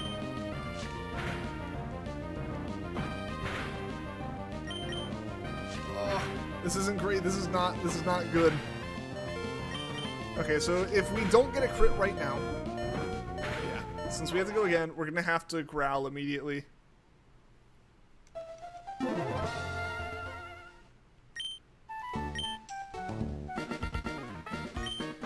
Just business, you guess? Oh yeah, it's 100% business stuff. To an extent, I imagine, like, the individual people are kind of like, oh cool, like, we make something that, like, people want to make fan versions of. To an extent, that is a thing. That is an individual feeling, but, like, the individual, like, the company can't just act like the individuals. One hit KO'd it at level 12. Nice.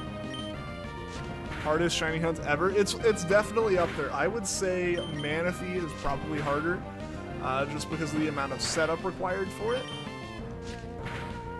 But yeah, no, this one's up there, but that's what's gonna make it really exciting to catch. This isn't going well. That went well. That was good. That was actually good. Just don't crit. Oh, that was close. But alright, we made it. We made it. By the skin of our teeth, we pulled that off. That's the most difficult part of this hunt right there. It's just that equal level battle with Mudkip. because most of the time it is significantly faster to just run up and beat that fight immediately. There's a bad egg glitch for this if you want the easy way. I don't want the easy way though. I don't want the easy way. I want to do it legit. No glitches or anything.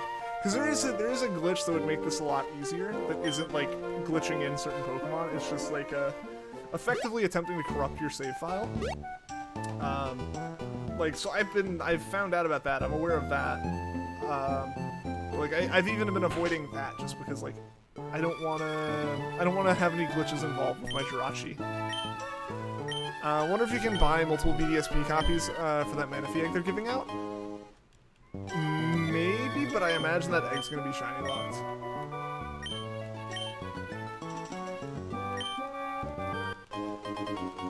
Maybe we can find Jirachi and then somehow get the Manaphy hunt going again in the lead up to BDSP. I think that'd be kind of cool.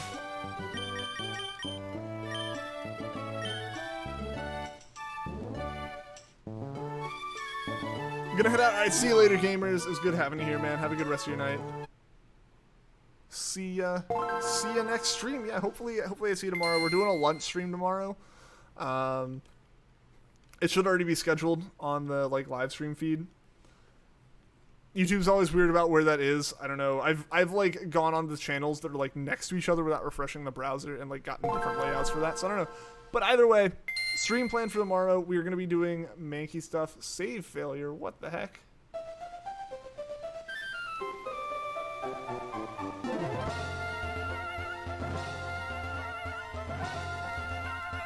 Manaphy Hunt needs to come back. I do need to do more of it. I've still got the eggs. I've still got the saves. The biggest holdup right now preventing me from doing it, aside from like I've got other hunts I'm doing, is I have my 3DS capture card that I use for stuff like the SOS hunting, and then I have not that drawer apparently. And I have this capture card. It's like an original DS capture card. Both Katsukity cards. They don't quite work together. Yeah, they don't quite like playing nice with each other. I somehow got it working on my old computer and haven't gotten it working on this one. It becomes dependent on what USB ports things are plugged into, so right now it's not worth worrying about when this computer setup's going to be completely torn down within the... Very interesting.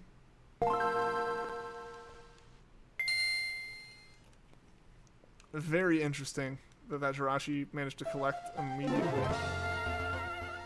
Can we turn the system off the moment the animation starts? Like, what goes on with that? I don't know what's up there. I was kind of nervous. If that one was a shiny, I would have felt weird about it because of how, like, weird and glitchy everything had been. I wonder if they would put the slow surfing mechanic in PDSP just like the originals. Yeah, they're gonna make the games like super authentic, super slow surfing, Blissey health bars taking like 10 minutes to go from full to zero. The true Sinnoh experience right there. Alright, I think we're gonna have time for 2 or 3 more encounters tonight. I think that'll put us right around like 15 for the day, which would be awesome, given that today was a fairly rusty day.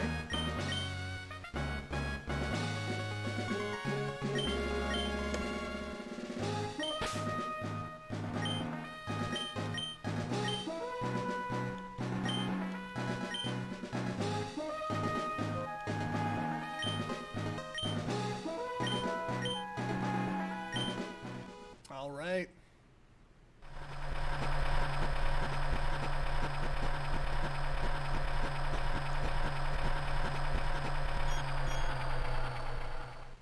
If they don't speed up surfing, that'll be frustrating. I imagine that counts as a modern convenience. Or modern improvements. Gen 4 in general was just like... Yes, it was. It was. I think the whole engine was like a 30 FPS engine. When most of the time it's like not that. It was like a 30 FPS engine instead of being 60 like Gen 3 was, and so if they tied everything to... I might be wrong, it might have been 60 and then like they set the update loop to 30 FPS, but yeah, the game ran at about half speed from what people would have wanted. In a lot of ways. Spend the Friday and watch Chem Nation. Gotta love him. Oh yeah, I've tuned into Chem streams before. Chem's really good. Chem's a great dude. I wish I could tune into more of his streams, but like I've said before, it's hard when he streams while I'm like working. Like he streams really early for me. Yeah, so when Chem is live, it's usually like while I'm like waking up and doing work in the morning.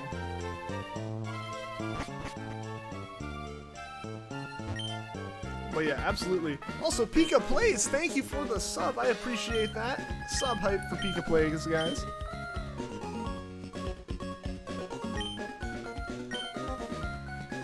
Sometimes I do have a little bit of free time, and I'll put Cam on in the background if he's streaming. Because yeah, no, it is fun to tune into his streams.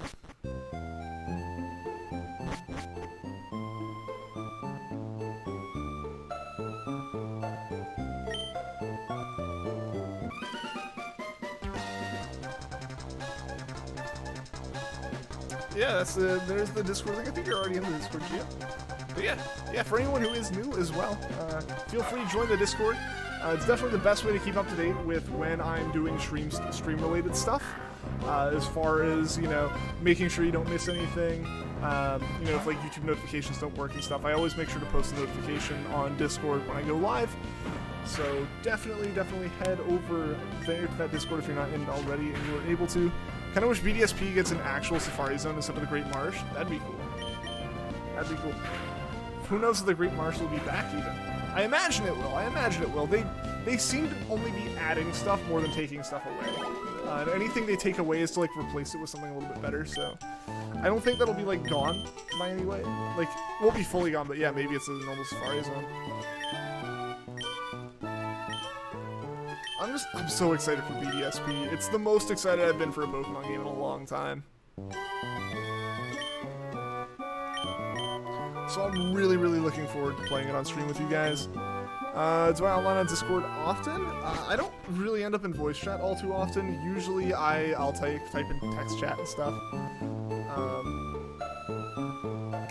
Because usually like I'm like typing in Discord again while like doing some other stuff, like if I have some work to do or something like that, or if I'm working on like stream stuff or playing games and stuff, I'll like have text chat open. Wonder how Entity Square only done since following Pokemon's actually a feature.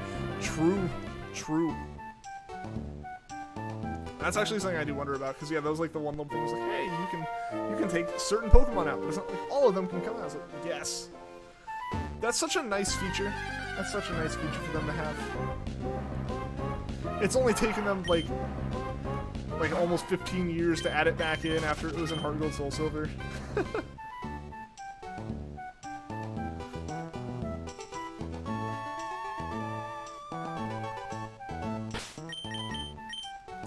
Save. Just to be safe.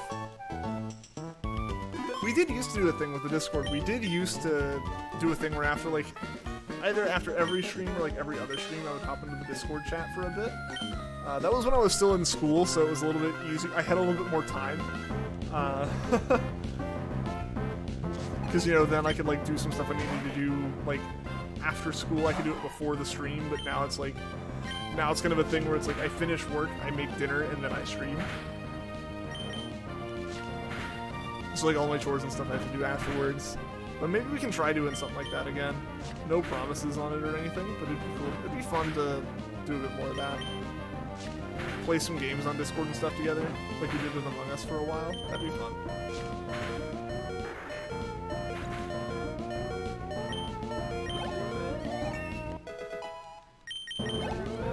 Making that progress.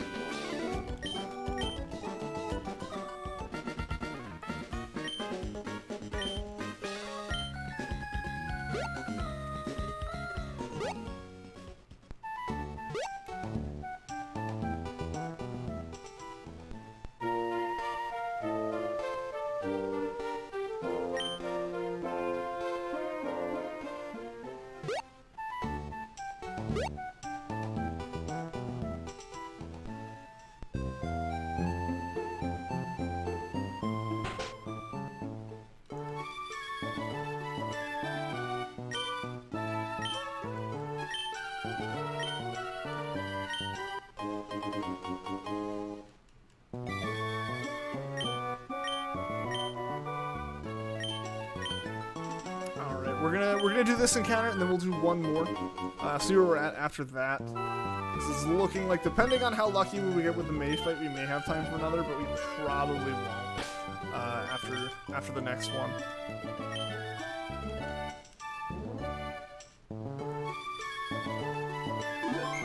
All right, saved.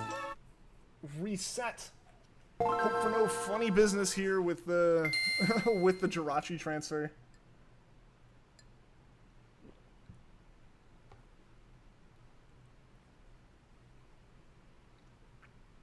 We wait until then, reset it, and we're good to go. Yeah, I was a little bit nervous when the encounter before this started really messing up. I was a little bit concerned. I was a little bit concerned that we were gonna have an issue where like we found the shiny Jirachi and like it was like, oh well, obviously he did something and cut the feed or transferred cables or did something glitchy because of how much it like spazzed out on us there. Like it was like really messing up on us.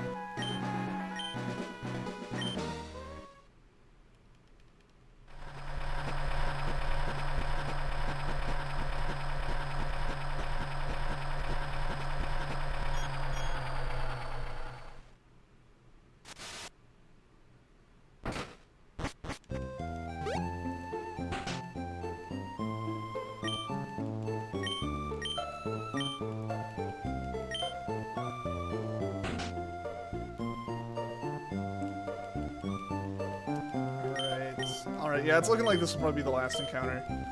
We got about 6 minutes left in the stream. And these counters take like 6 to 8 minutes. So it's probably gonna line up pretty well, actually. So also, probably time to start looking for someone to raid here, see if there's any good options for tonight.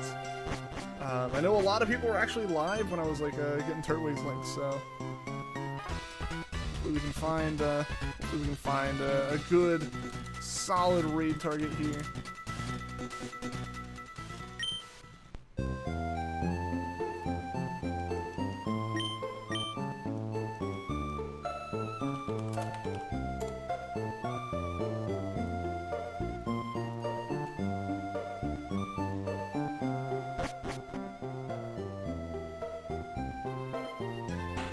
Oh yeah, there's definitely people who can raid, so awesome, awesome.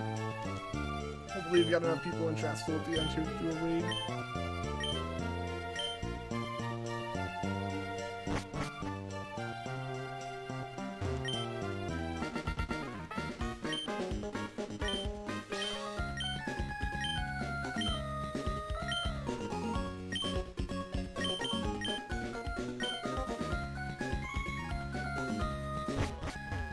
I was walking up, I was holding the wrong D-pad button there.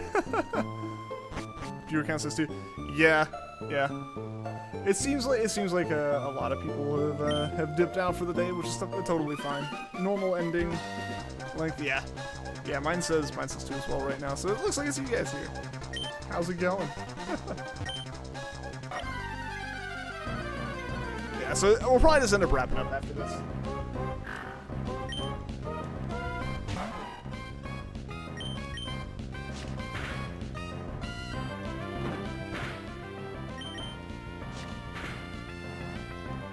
Oh, we're so close. We're so close. We were so close. This will be an interesting May fight. This will be a very interesting Mudkip fight.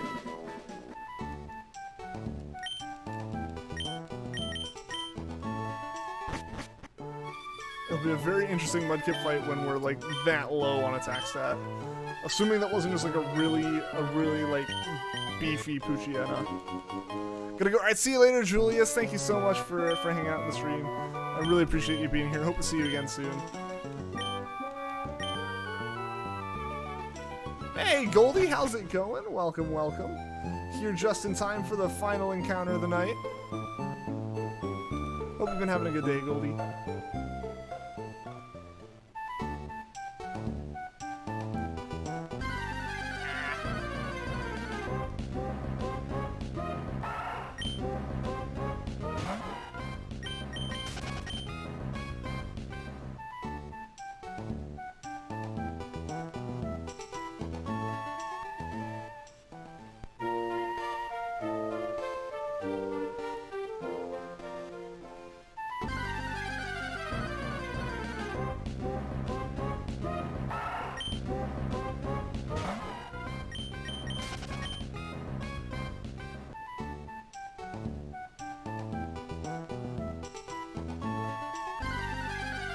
Come on. We're getting terrible luck in the grass now.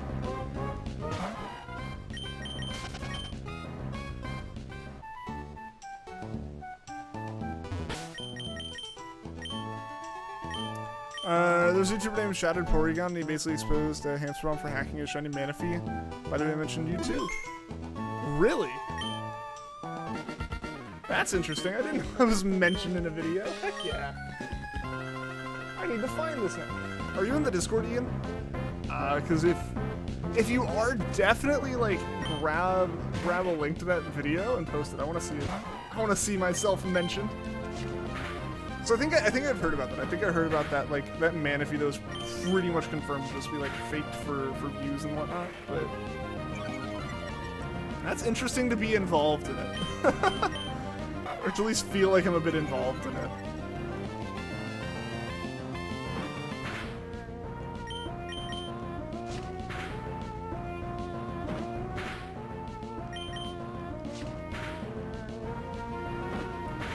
Come to think, I think at some point someone did like ask me like when I started my Manaphy hunt, like, can I like mention you if I like do something? I was like, oh, okay. No, we were so close. We were so close. No. Discord username speaker. Oh, okay, cool. So you joined yesterday, I think. Then. Nice. Yeah, definitely. Like if you have a link to that, post it. I want to see this. We were so close. Mud Crit came in and ruined it for us. That voice crack also ruined the stream. Aw, man. Hopefully this battle goes better. Can we just get a crit like right off the bat? That'd be fantastic. Apparently not, because you know we can't have nice things. Or we can.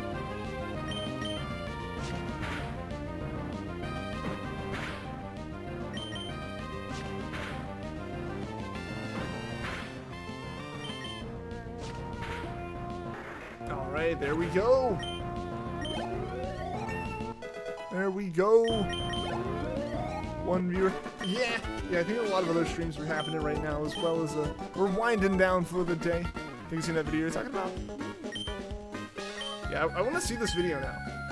So I think I remember this being a thing back when I started Manaphy, but that was a long time ago now. Also, thanks for getting the stream to 20 likes. I appreciate that. What made me wrong? What?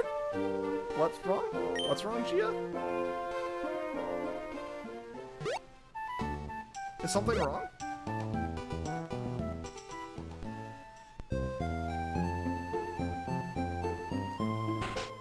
Let's play Sword and Shield. I haven't done a Sword and Shield stream in a while. I need to do some Dynamax, and I also want to try some like other hunts that aren't Dynamax, some just like normal random hunts.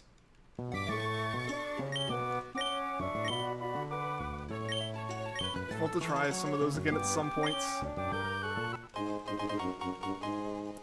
Ideally, I'm going to finish Corsola, and then I have a couple hunts I'm going to finish off my backlog with that. Maybe some of the Let's Go stuff, once we find Mankey, we can do a Sword and Shield hunt or something like that as well. We'll see. Post in the YouTube section. Awesome, thank you, I appreciate that. I definitely want to check this out now.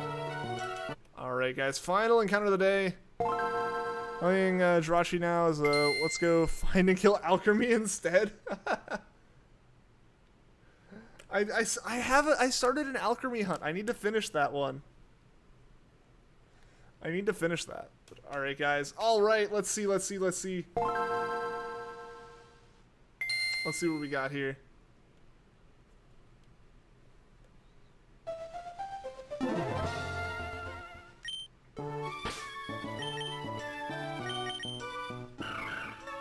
Alright, well, what we got is not a shiny. So, thank you guys so much for tuning into the stream. I really appreciate everyone being here. I want to say a big thank you to Turtwig Trainer for the raid. I want to say a big thank you to Alan Epic Noob 2000 for the €2 super chat. I do appreciate that. And thank you to all the new subs. We got like 5 or 6 new subs today, I think, which is awesome. So thank you guys so much. I'll be back on tomorrow. We're doing a Let's Go Hunt for Mankey at lunchtime, my time.